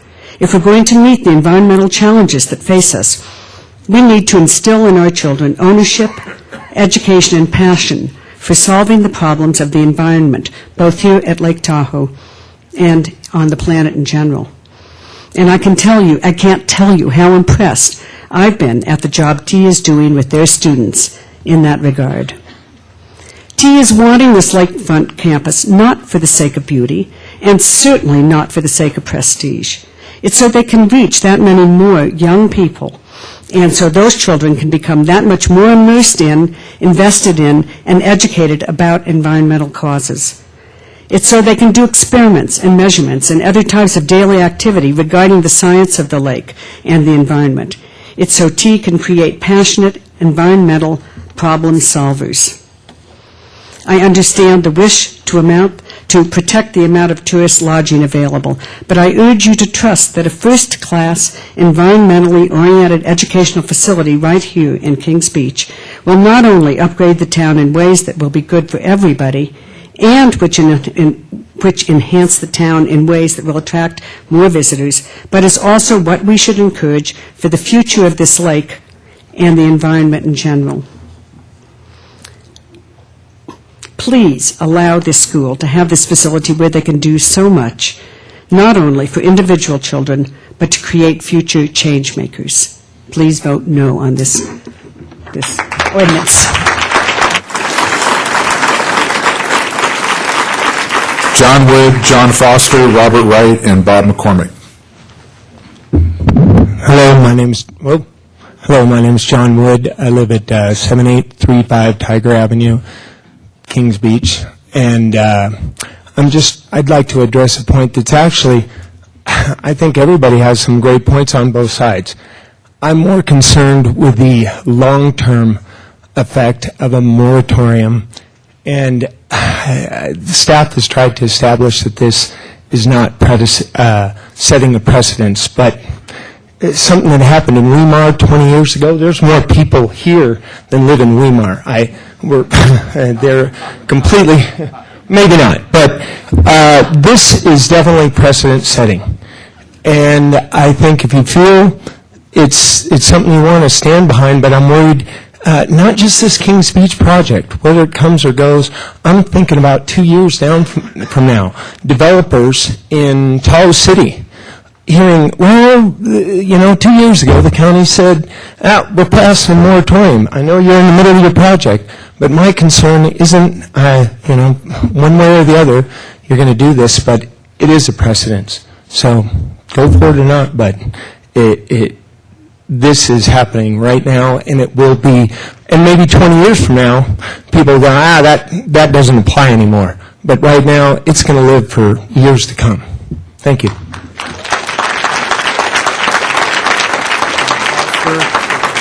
Robert Wright, Bob McCormick, and Mark Felty. Good afternoon. I'm John Foster. Just wanted to say, I've heard some articulate speech today, and I don't want to repeat all of that. But I came here with the idea that only if there was overwhelming reason to adopt this ordinance should we screw up the zoning process. And I have not heard that overwhelming evidence expressed. I would take that list of uses, take out the school, and pass that with you as you did someplace else by saying, we don't want to entertain anything about those while we're going to this plan. But the time is now, the circumstances are appropriate. Then there's the other side, another piece of this that interested me is that, yes, we are a tourist-based industry area, but we've got to diversify, and this is diversification. If you can diversify around education, that's a triple win someplace in there. So I'd like to urge that you defeat this motion and let this project move on, and then let's get to this other the bigger planning process where some of this could have been adopted years ago, not at the last minute.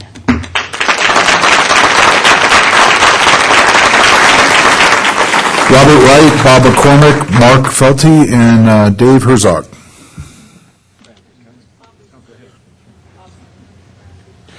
Good afternoon.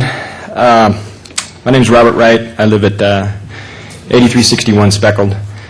I was born and raised here in Kings Beach, and I have a stack of speeches that I wrote. I was up late last night.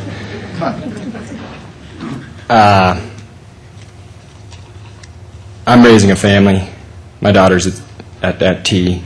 My wife's a teacher at T. I'm in favor of T. So I'm going to bail on all these. I'm going to save you guys some really high-quality speech writing. If anybody's looking for a speech writer, I got good material here. I am not, unfortunately, going to give you your 3 minutes because I feel compelled to talk about two things that come up, or have come up over and over and over again today. That's beer and traffic. Two things that in my book don't necessarily go too well together. I'm going to address beer first.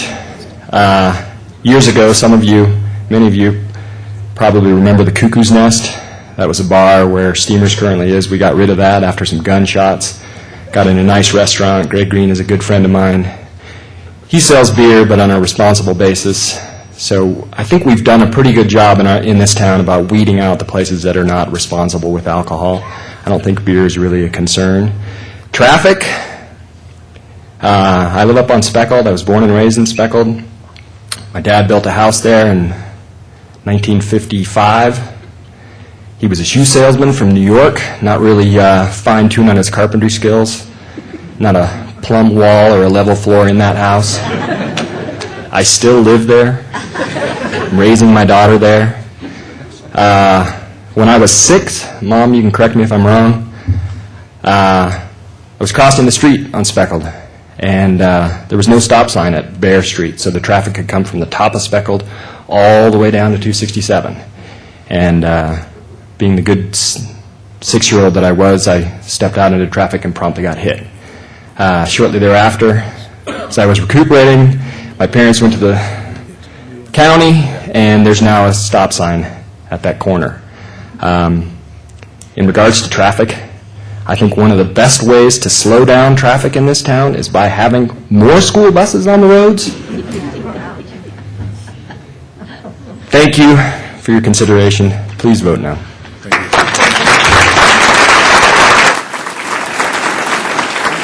Bob McCormick, Mark Felte, Dave Herzog, and Joe Lanza. Thank you. I registered to speak for John Bergman first, and then I'll take my own 3 minutes. John Bergman, as you know, is one of the members of the PUD board, and he couldn't be here, so he asked me to read this to the members of the Board of Supervisors. Rather than adopting the interim ordinance you are considering, I urge you to consider the use permit process with public hearings for those projects that are currently allowed but may be in conflict with the new community plan. This tact does not preclude current allowable use, yet respects the many dollars and hours that have been spent in developing the new community plan.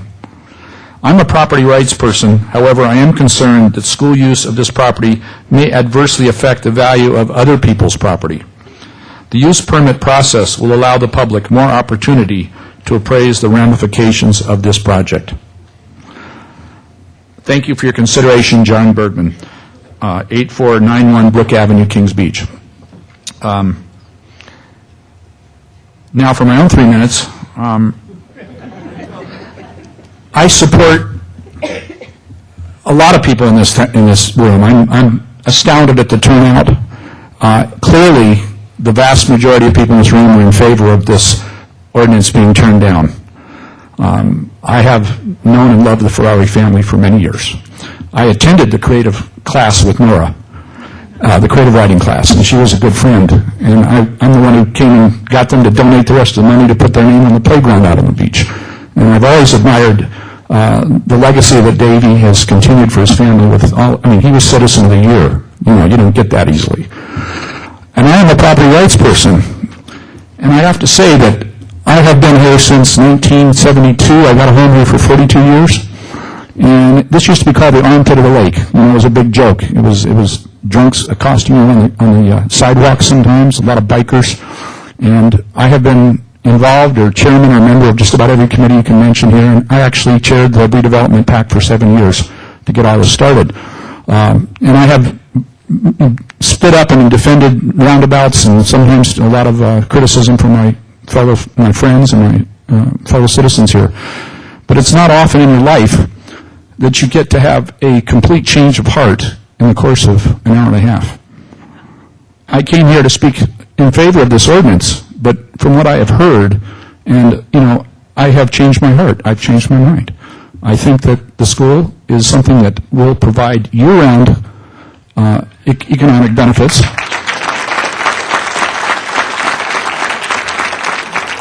There's no question. I disagree with Dave about the impact of traffic. This is going to be twice a day, 300 students, or at least two-thirds of them coming and going. Traffic's, you're right, it was to slow it down. That was the whole idea. We have a freeway here, so people from Incline can get to Tahoe City fast. And it's very important. That's why we're building sidewalks. I'm really thrilled after 40 years of waiting that we're finally doing something with the redevelopment and all the other resources we've collected. But being a property rights advocate and knowing that now, which I hadn't heard before, that the Ferrari family intends to take some of the well-gotten gains from selling this property and redeveloping across the street makes a big difference to me. I'm very concerned about the loss of TOT. With three of the major motels in town taken out of circulation as motels, we're going to have a real dearth of motel rooms in this town to support the retail and restaurants. The good thing about it is our official motto is the art of recreation. We have a superb beach outside with a park that can only keep getting improved, and we need to focus on that to keep bringing people to town. But I like the idea of them being allowed to do what they want. I can, you know, to defend the staff from being accused of doing this last-minute vigilante thing to stop this, you have to understand that the Ferrari family certainly knew this was going to raise a firestorm, and they've been under the radar. I'm in complete agreement with Dave Wilderwater. I had no idea any of this was going on. And I would like to know a lot more about it, but at this point I'm inclined to say please don't pass this ordinance, but do enact a use permit process to let us have a period that won't jeopardize their escrow, but on the other hand, at least inform us as to what we're going to get, because this is going to be it for good. We're not going to have motel rooms there, we're going to have a school there. And it's going to make a huge difference in the way this town develops. And I think, you know, I have a home in Coronado that has a school next door to it, and I can't find a parking space in front of my house ever unless I put my car out there at night on this curb. So I'm really impressed Bob Normal is not against this, because he's going to get impacted more than anybody in this room. I mean, he's right behind it. He's going to hear the kids cheering, and he's not going to have any more peace and quiet. But if he's for it, how can I be against it, you know? So I will admit that I've changed my heart. I would like to see you not pass this ordinance today, and I'd like to see you consider having a use permit process to let us at least get informed so we can have some input. And they might get some good ideas out of this community that will help their project better. And we might have some kids who grow up to love this lake who will be sitting in some of your seats someday. So, I mean, there's always a future benefit. You have to be willing to be flexible and change, and I'm just glad to see something new happening in Kings Beach. Thank you for your time.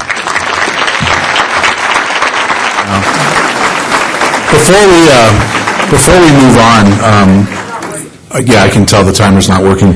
And I just want to advise everybody that we are now at 31. We've got 77 to get through.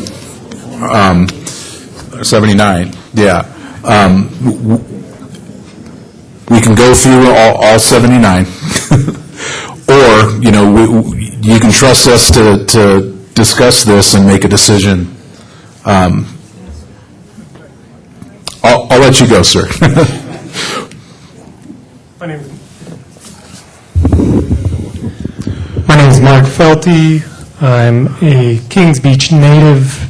I currently reside in Reno. My family has been in Kings Beach for nearly 70 years. We are also property owners in the commercial core of Kings Beach. I see this clearly as a property rights and due process issue, neither of which will be served with an interim ordinance, and I strongly urge the board to vote down the interim ordinance. Thank you. Thank you.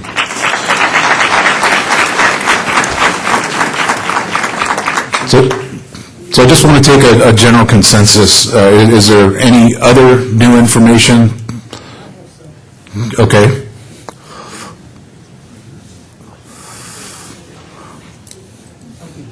Okay.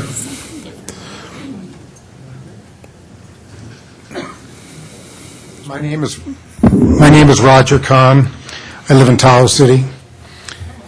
I'm writing this when I first heard of the sale of the Crown Hotel in Kings Beach in December, I was dismayed that the Tahoe Expedition Academy was not the best use for the property.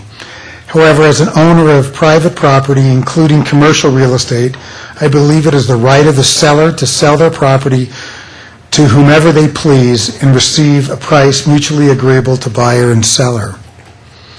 That being said, I suggested to David Bosch and other Placer County staff at that December meeting that it was in the best interest of Placer County and the residents of Kings Beach that the county find a way to purchase the Crown Motel property from the Ferrari family under the same terms and conditions it is in contract to sell the property to the Tahoe Expedition Academy.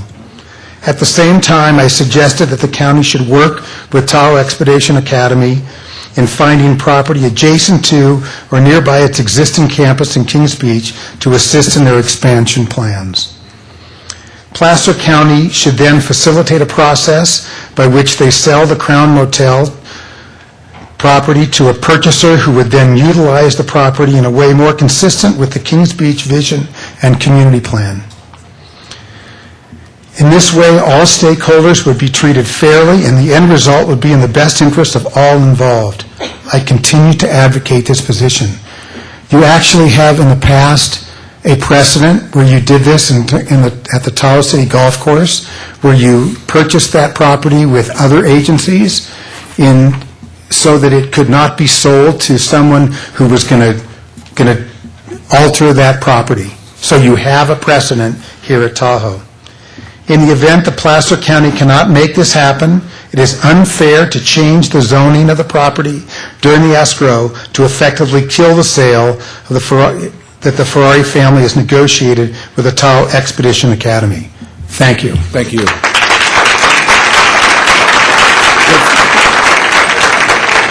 If there are a couple of people that are absolutely compelled to speak, and it looks like we got some folks in the back here, please line up here and we'll take your comments. And Roger Remfer, real estate broker, Carnelian Bay, and I want to compliment the chairman of the board for all of you still being vertical through this process here. Like one of the gentlemen earlier, I had some pretty extensive notes, but I just want to emphasize 2 points here. Whenever something is brought on as a temporary entity, experience in government has demonstrated well that temporary can mean that sunset can keep moving out and out and out. This was brought up over here earlier today, and I want to reemphasize that. I think that's a legitimate concern.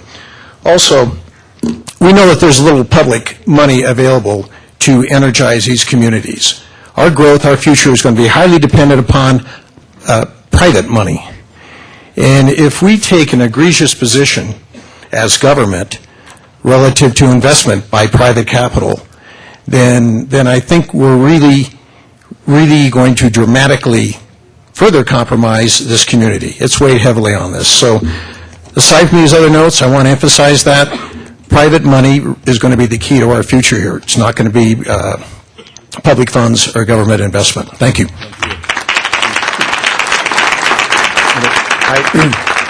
Dave Herzog, Tahoe Vista. Just as a geologist, scientist, I think it's a great use of the property, and I agree with all the other comments about that. The county appears to be interfering in the way of private property and also just passing this ordinance on a quick basis. So that's all. Thank you. I support the project. Thank you for your quick response. My name is Eli Meyer. Was honored to be selected on the North Tahoe East Plan Area team to provide my input for the community. I felt really honored to have that opportunity. My concern about this and this radical moratorium that really caught me off guard here is the current allowed uses, the zoning for that property says schools are allowed. We were told we could not downgrade the uses as part of the process. One of our meetings, January 9th, it was in the notes that someone was considering making it a conditional use permit, which is a lot of people, that would give the community feedback on the process. Staff chose not to include that in the draft document. Now staff turns around and says, we're going to put a hold on this. Now, if there was a concern and staff wanted to identify this as community should be included in the process, that conditional use permit should have been included. Now, is this all a moot point? What are they proposing? They're proposing to tear down the Falcon building and turn it into a parking lot. As far as the comment about permanent damage to the community, what is the impact of this? They're tearing down the Falcon and putting in a parking lot, doing a facelift on a building. Minimal impact. This is what we want, to redevelop and not tear down. So minimal construction impact on the community. It's a solid plan. I've looked at it. But, we have to respect the process that we've created. And if people feel that they are entitled to give input on development in this community, then we need to look at the process that we all are working together and working under. Thank you. Thank you. My name is Joe Lanza, 7739 North Lake Boulevard, Lanza's Italian Restaurant for 40 years. I came up here when I was 28 years old, and a lot of time has passed, and I've gotten a lot older. I support the Ferrari family, and I'm aware of all the wonderful things they've done in this community for a very, very long time, much longer than I've been here. I support the school. I have 9 children, and that's probably because of the slow lifestyle at Lake Tahoe. So I'm not so sure I support that any longer. But my children now at home, there's 4, and I take them to school every day, and I go to 3 different schools.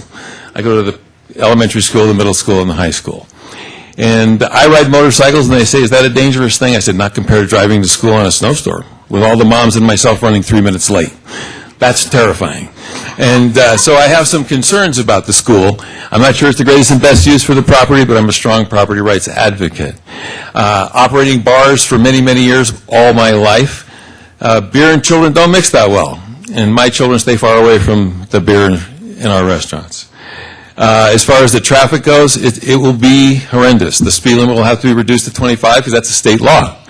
And dropping people off when you're running 3 minutes late, you do it wherever you can. You stop in the middle of the road, make doors fly open, people fly out. That's just the way it is. That's what I experienced with the 9 children over the last 30 years, and it hasn't stopped. Would I encourage you to vote yes on this emergency ordinance? Never was going to be more than 45 days. I think I wasn't aware of this purchase until 3 weeks ago, and I'm pretty connected to what goes on around here. Most of the people in this room are friends or acquaintances or neighbors, and they seem to be strongly in favor. I'm in favor of the Ferrari family's sale. I tend to agree with Roger Kahn. If the county can't do something to make the same deal happen for him, I don't know if we have the right to interfere with that sale. I'm not convinced it's the right use for that property, but that's all I have to say. Thank you. My name is Lee Ressler. I'm a real estate broker here in Tahoe, 40 years. 270 North Lake Boulevard is where I live. It's interesting that I get a chance to come right after Roger and Joe here. I rise in opposition to this. Not only do I believe this is going to slam the brakes on the real estate community, the building and construction community, businesses in town. I watched as the county paid $1 million more for the Starbucks building than it was worth. I watched the Tahoe City Public Utility District pay $3 million more for the golf course than it was worth. I'm just a real estate broker. I just know the values. But I've seen what governments can do here. I didn't know anything about this until I came to our office meeting today, and Ms. Montgomery here, I'm glad she enumerated all these points about what staff had objected to. I'm glad Mr. Cardin is here to protect us from ourselves, against ourselves with our money. It's all wonderful stuff. But this, in the middle of the stream, the guy says, we're going to shoot your horse. Staff wants to shoot our horse, and we don't really know why. What is it that they object to about whatever project? Is it this? Is it the Hendrickson building? We don't know. Property rights, the bundle of rights that we all have, should be respected. All of us, the entire country at this point, we've been beaten over their heads with the federal government telling us what we can and can't do, and we see what it's done to our economy. And now, locally, we see the same thing happening. And in the face, we've seen, again, one of the best pieces of property, of commercial property, retail property in Tahoe, which was the Starbucks building. County paid over $1 million more than it was worth for it. And we have people, good people that I know and I've known for years. Again, the golf course paid $3 million more for it than I know. Yeah. I say no. It doesn't make sense. Thank you.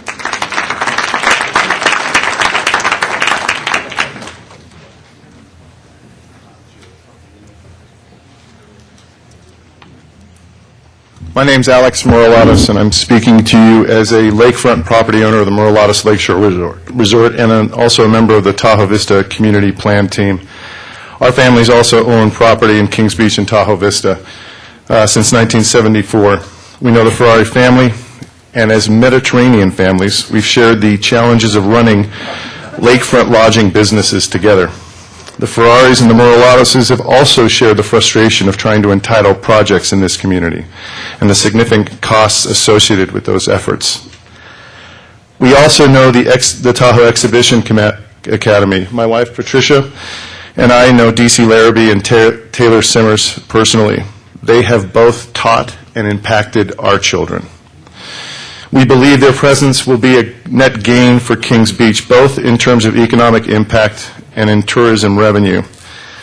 The rest of my speech talks about the benefits of, in terms of tax revenue and incremental sales tax and property tax values as families and employees come into this town and invest in it.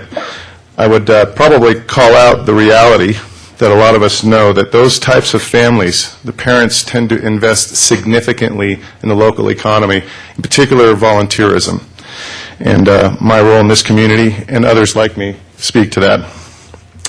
I handed out our occupancy so you could see the historical reality of what running a lakefront lodge in North Lake Tahoe is really like. 65% of our revenue comes in the summer. People say, it's the beach, stupid. It is the beach. There has never been and will not be a destination draw for tourism unless we invest in businesses and industries that correlate to our brand in North Lake Tahoe. Education, health and wellness, outdoor recreation is what North Lake Tahoe's identity is all about. We're arguing that this is not aligned with tourism. I argue it is. It is the only thing that will get us to occupancy that is beyond those 3 months or 4 months that you see in our revenue. So I obviously urge that you deny this ordinance, and I request that we continue to work with T to put them in a position to create a better image of Kings Beach as a place to take a family, to be safe, and to enjoy the natural environment of Lake Tahoe. Thank you.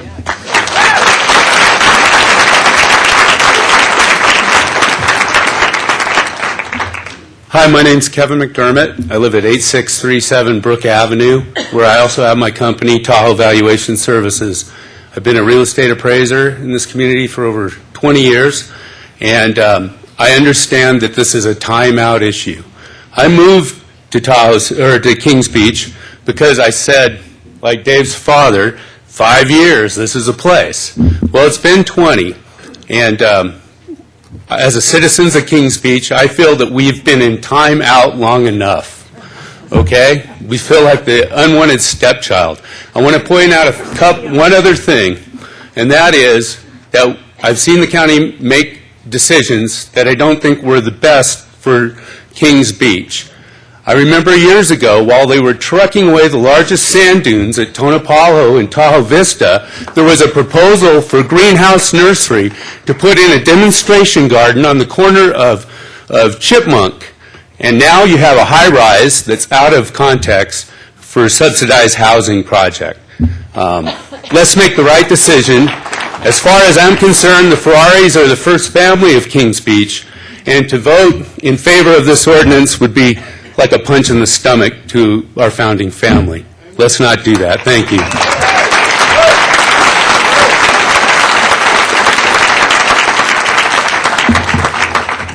My name's Frank Mooney. I'm a CPA in town, and I also own an iconolistic business in town that, one, you need to vote against this. It's a property right issue.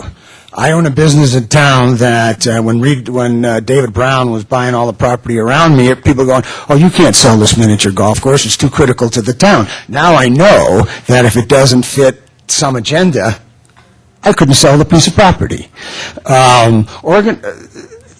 Entities like you, supervisors, et cetera, last year in America, 40,000 laws were passed.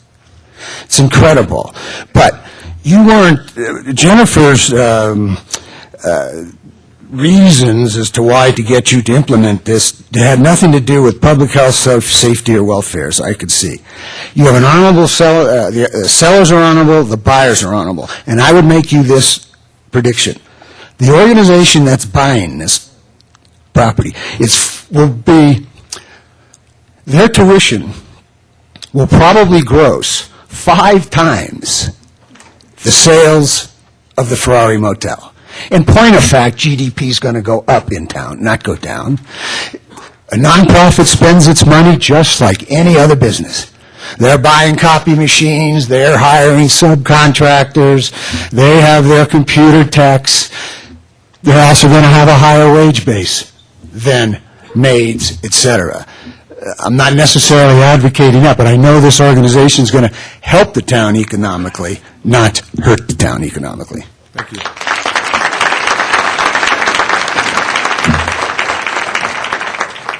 My name's Ryan Wexler. Excuse me, I got a cold.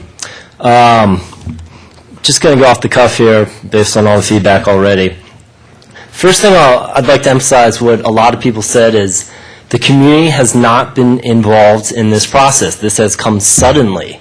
And the impression I'm getting from what you discussed earlier is that if this ordinance does not pass, we have no involvement in this other than talking about the color of the building and the shape of the whatever.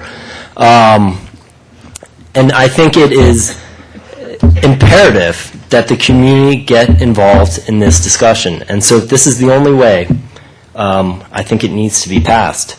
I'll also say, on that lines, I believe it was Jennifer that said, how rare has this happened in the past? Well, we could ask the same question. How rare have we put $50 million into Kings Beach? And I just don't think this reflects that plan, whether you believe in that plan or not, the Kings Beach Core Improvement Project.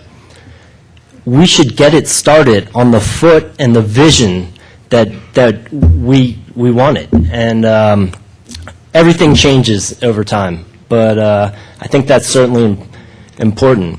The other thing I'll say, I've heard a lot tonight, is the word community. Everyone's talking about the word community. First of all, I'll say, when I look around this room, I don't see my community. Because I live in Kings Beach. It's a majority Hispanic. DC, I wonder out loud if, I don't know where he went, if that has something to do with the fact that when you sent out that notification to us on the day of the meeting, it was completely in English. Another thing about this community, this is Kings Beach. It's Kinky Beach. It's the barrio. It's the grid. The median income of Kings Beach is $37,000 a year. This school, the tuition for a high school student is $27,000 a year. So we're talking about bringing a school, which how can you argue against schools, but we're talking about bringing a school into a population where the healthy majority of the community cannot send their children. So all those parents that are out there that have to explain to their kids, why can't I go here? Well, it's a valid question. I think your time is... Okay, one more thing I'd like to say. I'll skip the other stuff. In terms of traffic, everyone's touched on. The Kings Beach Core Improvement Project had an extensive traffic plan that you guys put a ton of money into. But in the end, that's just a fantasy. We don't know what the true results of the traffic is going to be in Kings Beach.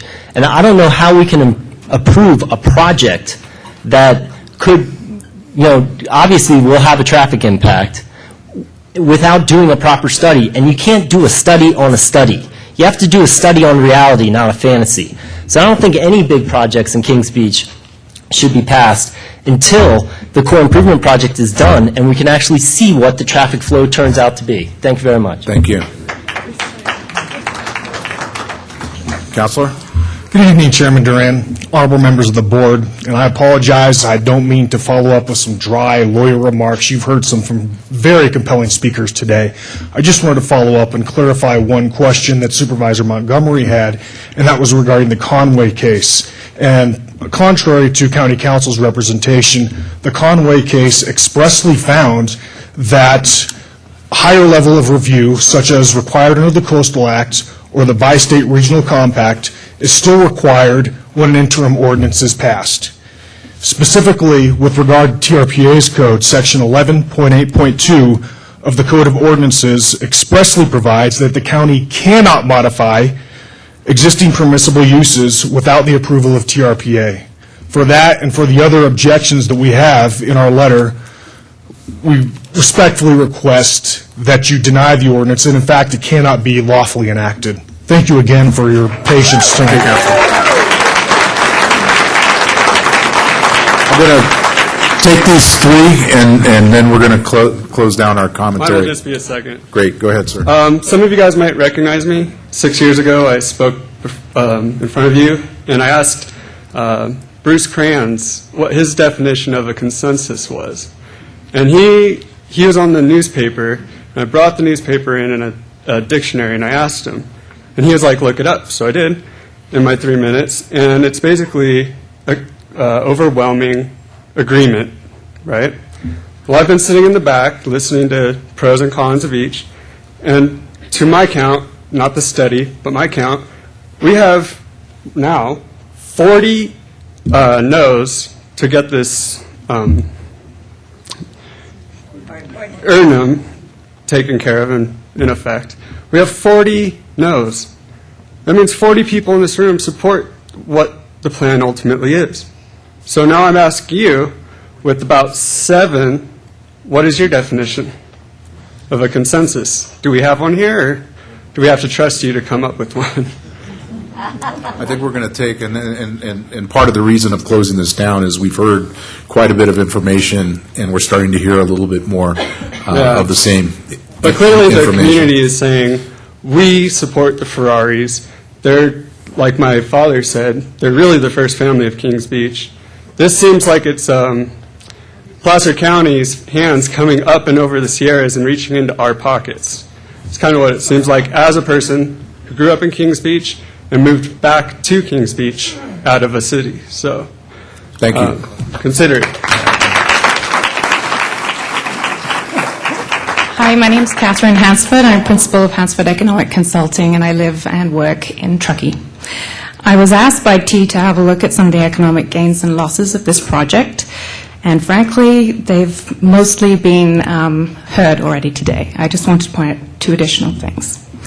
One was the 2007 Economic and Redevelopment Strategy for Kings Beach, which recommended the creation of a permanent employment base to achieve a year-round sustainable economic base, and it suggested that that campus site should be in the mixed-use district. The second point was, and I've heard nobody speak to this, in 2010 there was the Tahoe Prosperity Plan, and that plan recommended the promotion of 3 clusters of economic activity around the lake. They are environmental innovation, tourism and visitor services, and health and wellness. The TIER project promotes environmental innovation and possibly tourism and visitor services too by by building on existing assets of talent, expertise, facilities, and research efforts of existing educational institutions, regulatory agencies, and environmental planning firms in the Basin. Thank you. Thank you. And our final speaker. Okay. I was going to say good afternoon, but good evening I think is more appropriate. My name is Bryant LaFerrier. I'm a 51-year resident of Kings Beach in Tahoe City. I'm also the owner of 3 properties that will be within 100 feet of the proposed private boarding school. I own one property that's directly up against the school border that houses 5 residential apartments and a business.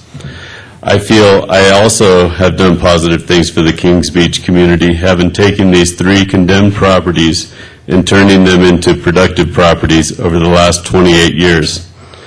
I also feel that I have private property rights and that they should be respected as well. It's not easy for me to get up here, and I almost didn't, and speak out against this project. The Ferraris have been great neighbors and great friends for the past 28 years. Some of the staff and supporters of the school are good friends and longtime customers of my establishments. But the bottom line remains the same. A school in the center of town and in the bullseye of the Kings Beach redevelopment zone is possibly not the best fit. The Ferraris and I were both participants in the community enhancement project. We discussed our vision of our properties and future redevelopment for what seems like countless years. We talked about new hotels and restaurants and new commercial floor area. We discussed sidewalks and boardwalks, but we never discussed a school. Why? Because it wasn't hard for us to recognize what we thought was the highest and best use for our properties. This is not to say that I am not in favor of T being located in Kings Beach. I am certain that they will be a very positive part of our community if located in a thoughtful location that fits within the parameters of the community plan and the existing businesses and the properties that surround them. This is not the time to hastily put in a private school on one of our most precious resources in the center of town because you know that this is a use that may not be allowed after the updated community plan is adopted. This is not the time to say that something is better than nothing when the future of Kings Beach has never been brighter. It's impossible for me to understand how we can trade the site of our lodging core for a private boarding school, and that we are going to allow this to happen without any public input. I would like to encourage the Ferraris and T to submit their full project to Placer County and TRPA and not skirt around the public input process. If you want to be embraced by the community, then let the community weigh in on your real plan and don't sidestep the process. I would only support the proposed ordinance for us to have time to review this project. Thank you. Thank you.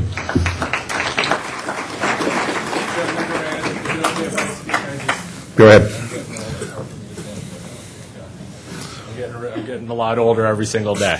DC Larrabee, Tahoe Expedition Academy. So I'm going to abbreviate my abbreviated comments because I think we probably had quite a bit tonight already as it is. Hopefully I end on a more positive note. I'll end with appreciations. So I put together a quote, I plagiarized it, and it's united we stand, divided we fall. And this project clearly in one way, shape, or form today, tomorrow, a decade from now is going to move forward. And the discussions that I've had with the county, with the supervisors, with the staff, and hopefully with community members is that this has got to be a collaboration. It's so much bigger than just an independent school being in the heart of Kings Beach. We're talking about public access. We're talking about property rights, of course. We're talking about doing something that's long-term for the community, whether it's fiscal viability and fiscal solvency or whether it's just benefit the human condition. So I'll kind of go down the line. There are some things that are specific to community benefit that we hope to propose in the future. Right now, we're just going with a very streamlined plan that doesn't involve any new construction. It just involves facades. There will be a little digging for some elevators and such, but really not too much, other than making the property look a lot better. But in the future, if we could foster a collaboration with the county and with the Resort Association, I see lots of great things that we could do together. It's great that the Ferraris are interested in building tourist accommodations across the street. We'd be interested in doing the same if they could house our boarding students. But we'd be able to allow the county to use those for 5 to 6 weeks to generate tourist occupancy tax during peak winter seasons and for 8 to 10 weeks during peak summer seasons. So we would generate revenue, the county would generate revenue, people would go to businesses, all that kind of stuff. That's an idea. The Visitors and Interpretive Center, that's been brought up. That's a public access point. In fact, the public could park on our property. They could access the building, which would be on our property, and they could even access our private beach, which is on our property out of the back shore. We have grand ideas that are in line with the vision, like a community pool, a community ice rink. We have world-class summer programs. We know that this is going to bring people to Kings Beach who are at the height of their earning potential. Boardwalk, something that the county's talking about. It's going to go right through Brockway Vista. That's right in our middle of our yard. We support the boardwalk. That would be great. It would drop people right at the ice rink and the interpretive center. Sounds like a good plan to me. Performing Arts Center, when we're looking at projects to develop in the future on our property, we're looking at projects that don't currently exist in Kings Beach. We already have a great gymnasium over at the Boys and Girls Club. There's lots of great things. We have the most amazing beach on the entire lake. Don't really need to do much there, but a performing arts center, if you can imagine the doors opening on that thing and 200 people dumping into town to go to local businesses and spend their money, it sounds like some big wins. But none of these things are going to be possible unless we partner. It's going to take partnerships with the county. It's going to take partnerships with TRPA. It's going to take partnerships with local businesses. And as we move forward, even if we get friction, we're going to continue to focus on that because that's what's best for the fiscal solvency of Kings Beach. That's what's best for the community of Kings Beach. And we're going to do our best to make sure that this moves forward in a constructive manner. So just to end with that, of course, I want you guys to vote no on this emergency ordinance. And I do want you to think about the fact that united, we truly do stand. So that's it. And then at the end of every week, I'm just going to throw this out there. It's kind of a fun thing. I try to be a fun guy.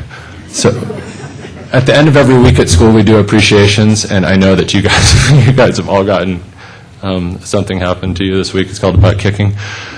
So I would like to appreciate you guys for taking the time to investigate this a little bit further, to get to know the players. It's been big on the opposition, and it's been big for the proponents of our project, so thank you very much. And I do have to give a shout out to Michael Johnson. He and I have had some really good, candid conversations this week. He's been very honest with me. I've been very honest with him. And Paul, you've remained neutral through this whole process. I definitely appreciate you. Never an unkind word. So thanks a bunch. Thanks for listening, and thanks for being here tonight. Please vote no. Thank you.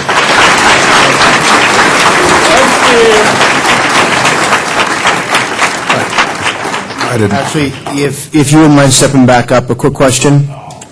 Sorry. Supervisor Euler. You jumped there a little too quickly. I do that. Your school operating calendar, when are you guys in session? Yeah, so we have a multitude of operation calendars. We have one in the summer. Summer sessions really start to kick in about the last week of June and then go to the last week of August. A variety of kids. Lots of kids from out of town come for those. Lots of families come from out of town. Regular school year is 180-day school year. We start school, this is for pre-kindergarten through 8th grade. We start school the day after Labor Day, and we get out the last day, the Friday of the second week of June. High school is on a college schedule. They go from Labor Day to Memorial Day. They take 6 weeks at winter break. They do come back in the summer, but they're not around in the summer. They go someplace else. And then they get out at Labor Day. So okay. Yeah. And is the current practice with that summer program included? You currently have a summer program, or is that what's proposed? We currently have a summer program right now. Our summer program last year operated, EMAR's back there. maybe. I think it operated for 3 or 4 weeks. We think that we can ramp that up with this new property, and we think that we can actually double the numbers. I know that people are saying traffic is a concern. I kind of think traffic is a good thing for local businesses. But we know that that program, I wouldn't say the majority, but a great number of folks who participate in that program come from out of town. So that could be a good thing. Okay. Any other questions? No, that's it. Okay. Yes. DC, actually, before you go, and I don't mean to put you on the spot here, It's okay. you and I have had a number of conversations about public input Yeah. and how to achieve greater public Right. input. I think today is a good step toward that. It is. We talked earlier today about the possibility of TEA coming forward voluntarily to both the NITRAC and the local design review committee as an opportunity for the public to come weigh in, NITRAC members to ask questions, design review to ask questions. The response that I got from you earlier today was that TEA would be perfectly willing to do that. Is that an opportunity for additional public input, and would TEA be willing to do that? Let me give commentary on that a little bit. So what you just did, I call that a Juan Williams. If you remember Juan Williams from NPR, he says what other people say, and then they say yes or no, but I can't do that. So we are willing to participate in a public process. I think that we've demonstrated that. I know that you folks who've been noticed through our little flyer one day before we had the 15th meeting, just FYI for everybody, we're actually not required to participate in that part of the public process. It's once we get to public process when we start working with TRPA, not with the county. So we're trying to do that. That's an outreach. It's something we are doing. We have another one scheduled for February 12th and then for March 19th, if I'm not mistaken. We will, as soon as we can become an agendized item with NITRAC, it's a forum for us. It's a place where we can gather people. The last event that we had on the 15th, it was more of an expo style with stations and people manning those stations so that you could go around. I know I'm rambling, but this is how I'm envisioning our process going. As we start to narrow the process of public communication, I think that last meeting on the 15th would have been like the Blues Brothers, right? I would be standing behind a chain link fence and people would be throwing bottles and food and stuff at me. I'm a pretty good singer. I play an instrument, but I'm just not really down for that kind of interface with the community. That being said, I think that we're getting to the point now where people are willing to be a little more calm, and we can ask and answer questions, and we can be civilized, and there's going to be opposition, and there's going to be proponents, and that's totally expected, and that's what makes Kings Beach a healthy community. So to answer the question definitively, Jennifer, yes, we will participate in a public process. Exactly what that public process will be, I can't say that. I'm just a head of school. I'm a teacher. I'm not the board of directors or the board of trustees. So I'll leave it up to them. But what I can promise is that, yes, we will engage in the public process. And these folks who are concerned about ABC, I know that's already on our agenda to actually notice people within 600 feet of the project rather than the by law 300 feet within the project. So yes, we will be talking to people publicly. Okay, and if you'd like to schedule something with NITRAC, Steve Caston's in the front row here. Steve Hill, I don't know who you're talking Never about. heard of him. Okay. Yeah. Thank you. And I'll just offer up that you can still catch Juan Williams on Fox Brett Bears News now. And with that, I'm going to go ahead and bring this item back to the board for further discussion and/or a vote if any board member is. So it was a public hearing? Yeah, I'm going to go ahead and close the public hearing now and bring it back to the board. I'm going to start just by deferring to any of my fellow board members if you have any comments. As you all know, I'm usually reasonably loquacious, and I have written some of my thoughts out on this, but I would very much like to hear from my fellow board members first. I do have a couple questions, Mr. Chairman, if I may. Go ahead. In the staff report, you specifically identify, quote unquote, the plan area statement special areas to which this ordinance would apply. Are there areas specifically within the plan areas of Tahoe City, Kings Beach, and the state line community that are sub-areas to which this would apply? Or are you saying this would apply community plan wide for those three areas? I'll try to answer that. The Kings Beach Community Plan area, as well as the Tahoe City Community Plan area, is divided up into special areas. Within those special areas, there are certain uses that are allowed within that. So you've identified the plan area statement special areas as the areas to which this would apply. That's correct. And within the Kings Beach plan, what are those areas?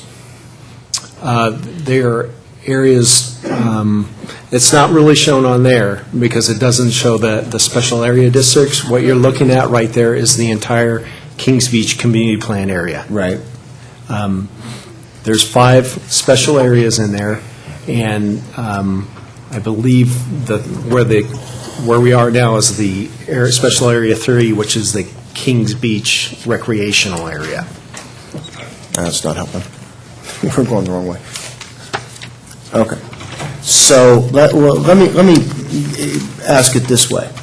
The county, of course, paid a lot of time and attention down towards state line with the BBLLC project. Is that a special area? BBL. One of the areas that has the same level of scrutiny that we're talking about with this? Yes, it does. Okay, thank you. That was, so just an observation that we limit a lot of uses, and there are uses in many instances that are not typically considered revenue-generating uses, but we wouldn't be limiting government use. And we had talked rather extensively under the BBLLC plan, we had talked extensively about having a county presence, a county center, a county presence in that area, clearly not what we consider traditional revenue-generating use. And so I'm struck that we seem to be identifying certain nonprofit uses and uses that are not consistent from a revenue generation standpoint, yet we don't list our own proposed use of government center. I'm also struck that here at the first hearing that we are having, really talking about uses in the community plan area.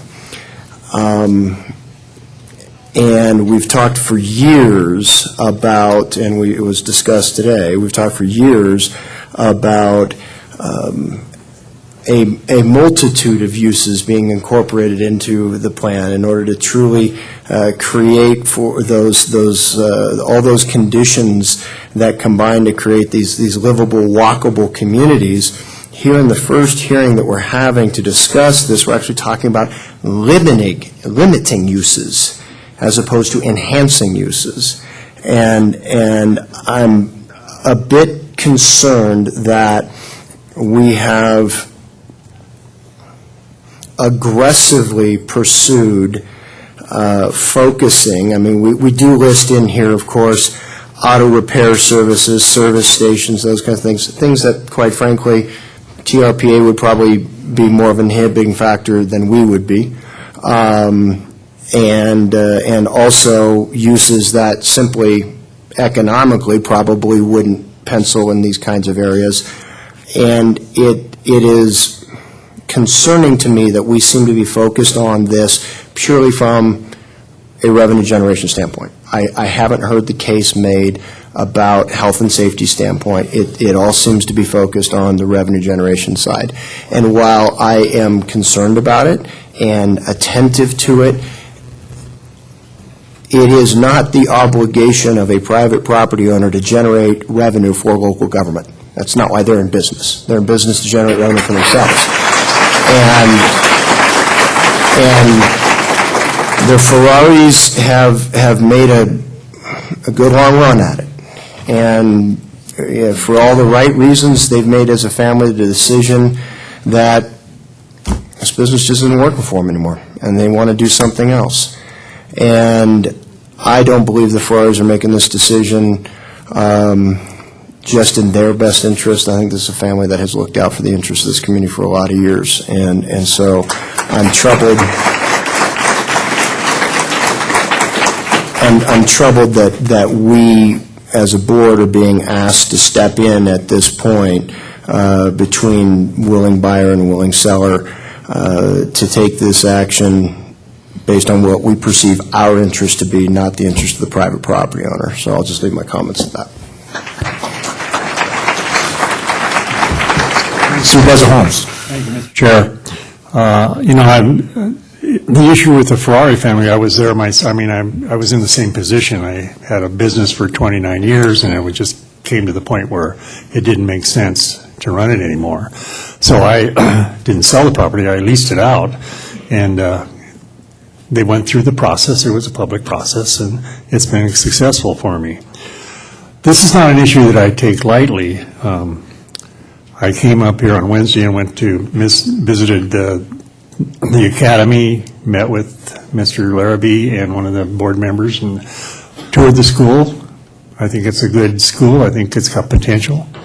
I also toured the Ferrari property, and I could see the condition of it, and having been in that position where in order to make something work, you have to invest a lot of money and time, and I wasn't getting any younger either, so I can understand their point. I've read about 200 emails and listened to the community. The young man out there mentioned consensus. I certainly get the consensus. So this boils down to private property rights, and I think we should allow the Ferrari family to move forward without interfering with them. Supervisor Weigand. Thanks. So specific to the question before us today, which is the adoption of the emergency ordinance, comments I'd want to offer include the fact that Kirk and I tried to remember, and as we looked at the county's history as related to the adoption of emergency ordinances, I think our culture is such that we tend to more attempt to prefer property rights as compared to something more dramatic. And I think we've also tended to adopt healthy, community-oriented processes that provide better outcomes for the development of things like community plans and general plans. But even when the county's general plan was updated, the board didn't exempt somebody from using their property in a manner that was consistent with the plans that were in consideration for change. So for me today, to vote for this ordinance, there would have to be a proposal or something eminent that clearly was glaring in the risk that it presented to the vision of the community. And frankly, I find the project itself to be fairly provocative. In a perfect world for me, the project will, in fact, go through a very healthy public process where it includes a lot of input from the community. Everyone should know that not everybody's going to walk away perfectly happy or get everything that they want, but I'm sure that the community will be better for that process, and I'm sure the school actually will be better for it. But essentially, I want to be clear that I don't see concerns that come close to providing me the basis for voting for this emergency ordinance. It's just we're not there. And then I think I'd throw out something that might be useful to the community and to all of us, actually. In my supervisorial district a few years ago, there was a significant manufacturing facility. Herman Miller made furniture in the Sunset Industrial area. Their corporate decided to leave town, so there was a beautiful facility left standing for several years, and now it's occupied by William Jessup University. It was an unusual mix, a university that actually was Christian-based in the middle of not in the middle, but in the Sunset Industrial area. I'd point out that the university actually won a prominent architectural award for the redesign and reconstruction that they undertook to make the university a plausible facility. The university has been far more successful than anybody envisioned, including them, when they moved up there. So you might take a look at that and see how that went through a good, healthy public process in close collaboration, not only with the county players, but with the city of Rockland. It now has been annexed there. But they've been very successful. They've been very happy. The community has been extremely happy with what they've done there. Jen, before you talk, I'm going to defer to you to have the last word here. This is your district. Just a couple of things, don't throw bottles at me. I am a practicing attorney. And one of the things that I've learned throughout the course of my practice is that government power is just immense and enormous. And you have to be really careful as a government when you exercise that power. And that's one of the things that really concerns me here, is that I don't see those concerns. Those concerns are somewhat of a hope. I get what we've been presented with. I get that, but I just don't see, similar to what Robert has said and Supervisor Euler, that it met that standard for me. The other thing that I think is that, we have an opportunity, or you have an opportunity here for someone who has looked at your community and has decided that they want to make a serious investment in that community. And those opportunities don't come along very often.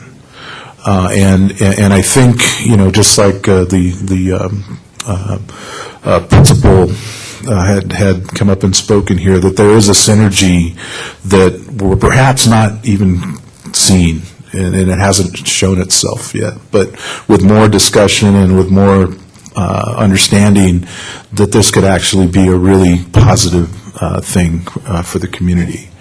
The last thing that I'm going to say is that, in addition to the freedom, that our framers had when they created, our Constitution, in addition to freedom of religion, the other thing that they held very sacred was private property rights.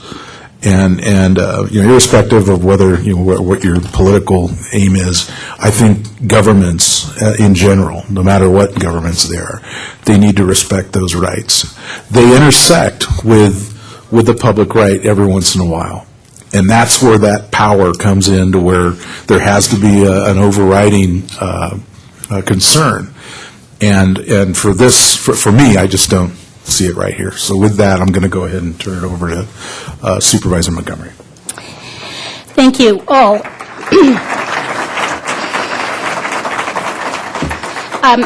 I really want to begin my comments by thanking you all for coming out here this afternoon and this evening, because this is a real commitment of your time and energy to your community. And it's truly my honor to represent your community and to really listen and understand the concerns that you bring to me, and that then we discuss and identify as a board. A couple of things that I really, truly want to make clear, though, however, is there were a couple of speakers who seemed to think that potentially that this was actually being brought forward by the Board of Supervisors. I want to be very clear that no one on the Board of Supervisors was bringing this proposed ordinance forward, but it was brought forward by staff. And I was actually pretty astonished to read about this proposal the Friday before it was first brought to the Board of Supervisors in Auburn on January 7th. And it took me as much by surprise as I think it did all of you. And at that board meeting, I think we took the most important action we could take, whatever the vote comes today, and that was to bring it here to your community so that we were able to get your input and start a public process.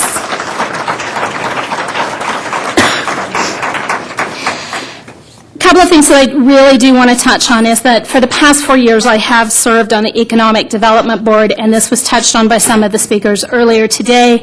Our board has discussed at length the fact that the Eastern County has become almost entirely reliant upon tourism, and that means seasonal tourism. In the case of Kings Beach, it's summer, and with global climate change, we may get more summer, but who knows? But we look around at winters like this, and what it means. I think we probably all saw the news that skier visits are down by almost 25% to. I'm going to get the 3 resorts wrong, but North Star is one of them. That has a direct adverse impact on this community. And on the Economic Development Board, we discussed and recognized the fact that we need to expand our economic footprint in eastern Placer County beyond those seasonal uses. And from my perspective, certainly, a school that's going to bring year-round, good-paying wage jobs to this community is better than seasonal, no offense, because I'm sure the Ferraris pay their staff absolutely fabulously, but, low-paying seasonal jobs. I think we all recognize that that's something we should be striving for. And this ordinance, frankly, would prohibit that. And that's very concerning to me. But I really have to ask myself, how is an ordinance proposal like this ethical or reliable governance? I mean, we all agree that county processes and procedures need to be clear, consistent, understandable, outcome-based. What's being proposed today is not even changing the rules of the game in the middle of the game or moving the goalpost. It's changing the game. I mean, we were all playing football, and all of a sudden it's cricket. That just doesn't work for me. It really doesn't. When I ran for supervisor, and many of you know this, one of the planks in my platform was that property owners are entitled to the private property rights they buy. And that goes two ways. It means if you're a property owner, you should have no expectation that we're going to come in and give you more private property rights. But the opposite of that is also correct. You should have no expectation that we're going to come in and take away the existing property rights you bought. And this ordinance would do that, in essence. And I'm not okay with that. As you can tell, I'm pretty passionate about this. And frankly, the public has been very passionate about this. But I just have to say that whether a school on this property is the highest and best use of the property is a subjective decision for each of us to make. But even if that were true, and we could all agree on it, this isn't the way to address this. This has been a bad process. From my perspective, it's unethical because it was not brought forward in a really fair and transparent manner. I think it subverts private property rights. It's frankly not supported by the TRPA regional plan update language or our own community plan team work, and we should reject it. Supervisor Duran on the 7th of January said just because you can do something doesn't mean you should. And I think he's absolutely right. So I am going to move that we deny the staff recommendation and that we direct staff to return to the board at the next possible opportunity, preferably in Tahoe, with options for consideration, not relating to the discussion we had today about TEA, but relating to the larger discussion that is a good and valuable community discussion, which is how do we want to handle allowed uses until the community plan is updated. That's actually a really good discussion to have. So let's have that discussion. Let's have public input on it. So I would ask that staff bring back some recommendations to this board that you can weigh in on, that we may or may not adopt in the future. Some of them might be a public noticing process for all currently allowed uses in the town centers so that you do get notice and that you can weigh in on it. Maybe higher level design review. This could allow for design review not just at the local level, but Planning Commission design review or Board of Supervisors design review. That wouldn't allow for mitigation of other impacts, but it would give more of a public process for people to make their voices heard. I'd like the staff to bring us back, what would a special use overlay look like if that were something we wanted to adopt? A special use overlay generally, excuse me, I'm still getting over a cold, could require that certain or all currently allowed uses in town centers be required to receive some sort of conditional use permit, which would then create a much more robust public process.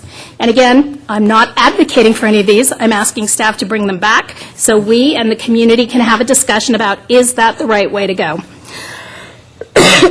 But I want to make sure that all these actions, and staff is very clear, do not apply to project proposals that are currently in process. So that would be the TEA project and whatever else might already have been submitted to the planning department. I apologize for coughing. And last, I would like to ask that we direct staff to refocus efforts on completing community plan updates as quickly as possible. One at a time if necessary. It's my understanding, and I'll have some more robust conversations with Michael Johnson and Crystal Jacobson about this, but it's my understanding that at least a couple of the community plan teams are fairly close to wrapping up their vision. What I would like to encourage staff to do is focus on those that are really close to wrapping up their vision, get them done, and then reassign that staff to Kings Beach so that we can focus on the community plan up here and get that done more quickly. And then I also want to get a status update that comes back and clearly delineates a time frame and other expectations for completion of the community plan. Very complex. I can send all this to Ann so she gets it all appropriately, but that's my motion. Second. Okay, we have a motion and a second. Yeah, Mr. Chair, under discussion. Jennifer, the only concern I have with your motion, I agree that every one of the steps that you just outlined is probably necessary for us to take, but if I heard correctly how you outlined it, it was at our next possible opportunity, probably our next meeting up here at the lake, we begin that conversation about what kind of a process can we put in place, what kind of process can we embrace. I would rather, I don't feel that I know enough about definitively where we are in the process of adopting our plans with TRPA and all the rest to know if I really want to divert the staff time and resources to creating a process that might be obviated by something else that TRPA is close to doing or already doing. So I'd rather us get a full briefing on where we are with these plans, and perhaps out of that comes then the recommendation from our board, okay, we think it does make sense. It's probably far enough out before they make a decision where we now think it probably does make sense for us to put in an interim guideline, something along those lines. So I'm just not prepared at this point. I am prepared to vote in favor of your motion against the ordinance. I'm not prepared, however, right now to vote to commit staff to come back at our next meeting with thoughts on that process. I'd first like to know really where we are. And I agree completely, and that's part of my, the last comment I made about staff coming back and letting us know where we really are in the community plan updates and understanding what the end of that is. We heard today December to the board, and then to TRPA sometime. So you're not asking staff to come back with recommendations on No. a policy change that would accomplish the kind of input that you're talking about and all the rest at this point? No, and Okay. when I All say right. next available, I realize that could be a fairly long process. I'm not expecting them to come back January, I guess it would be February, our next meeting. I've already lost track Well, of this year. but again, I think we're scheduled back up here in March. Yeah. So, and even then, I would prefer that we have a good conversation about where we stand in all these things, maybe even hear from TRPA in terms of their assessment of timing on moving things forward, and then we can, because we're talking about creating essentially a new process in the interim.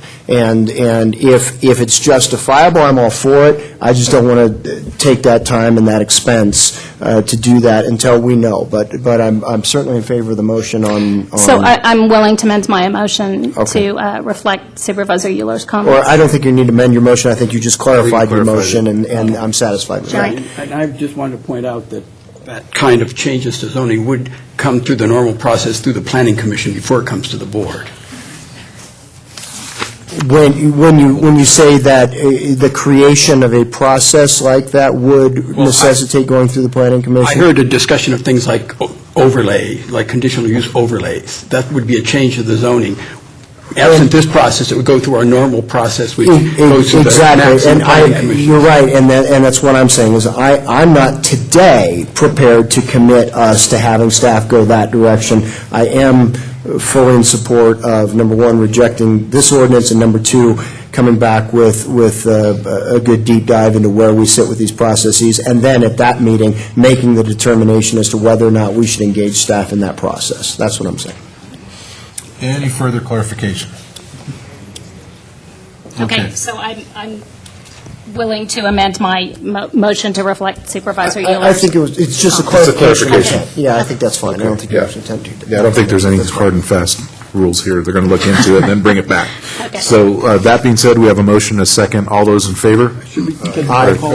Yeah, this should be roll call. Montgomery? Yes. Wygant? Yes. Holmes? Yes. Euler? Aye. Duran? Yes.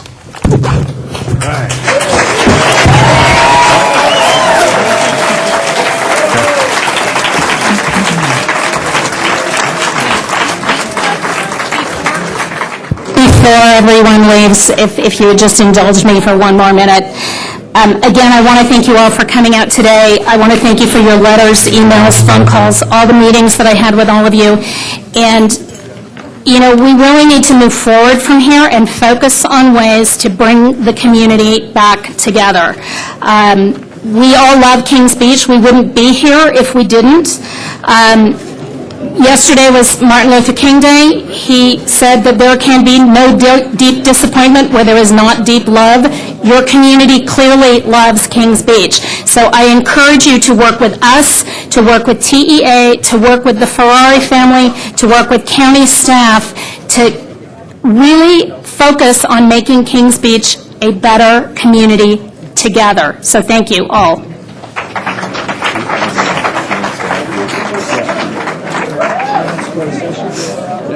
The board will now adjourn to close session to discuss.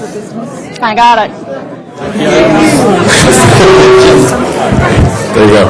The board will now adjourn to closed session to discuss the items listed on the agenda. There are two items where a conference with legal counsel concerning two pieces of existing litigation, a conference with real property negotiator regarding the Thank you. property. I'm going to use the restroom. The board will now be discussing the labor negotiations with PPEO at this meeting.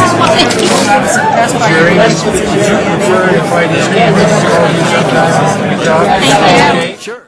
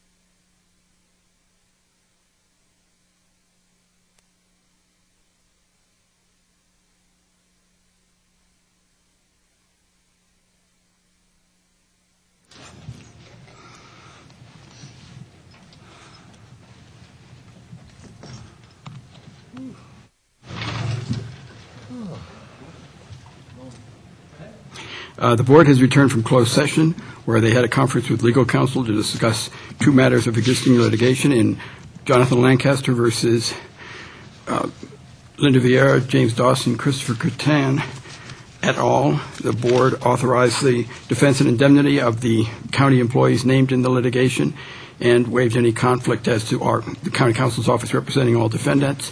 The second litigation matter, Bryce Peeler versus Deputies Machado, West, Ross, Barnhart, McKenzie, and Sheriff Bonner. The board authorized the defense and indemnity of the individually named county employees, including the sheriff, and waived any conflict as to our office representing all defendants. Finally, the board had a conference with their real property negotiator and gave direction on the matter under negotiation concerning the Placer County Government Center property. And the board did not meet with its labor negotiators, so that item was not taken up. That concludes the closed session report. We are adjourned.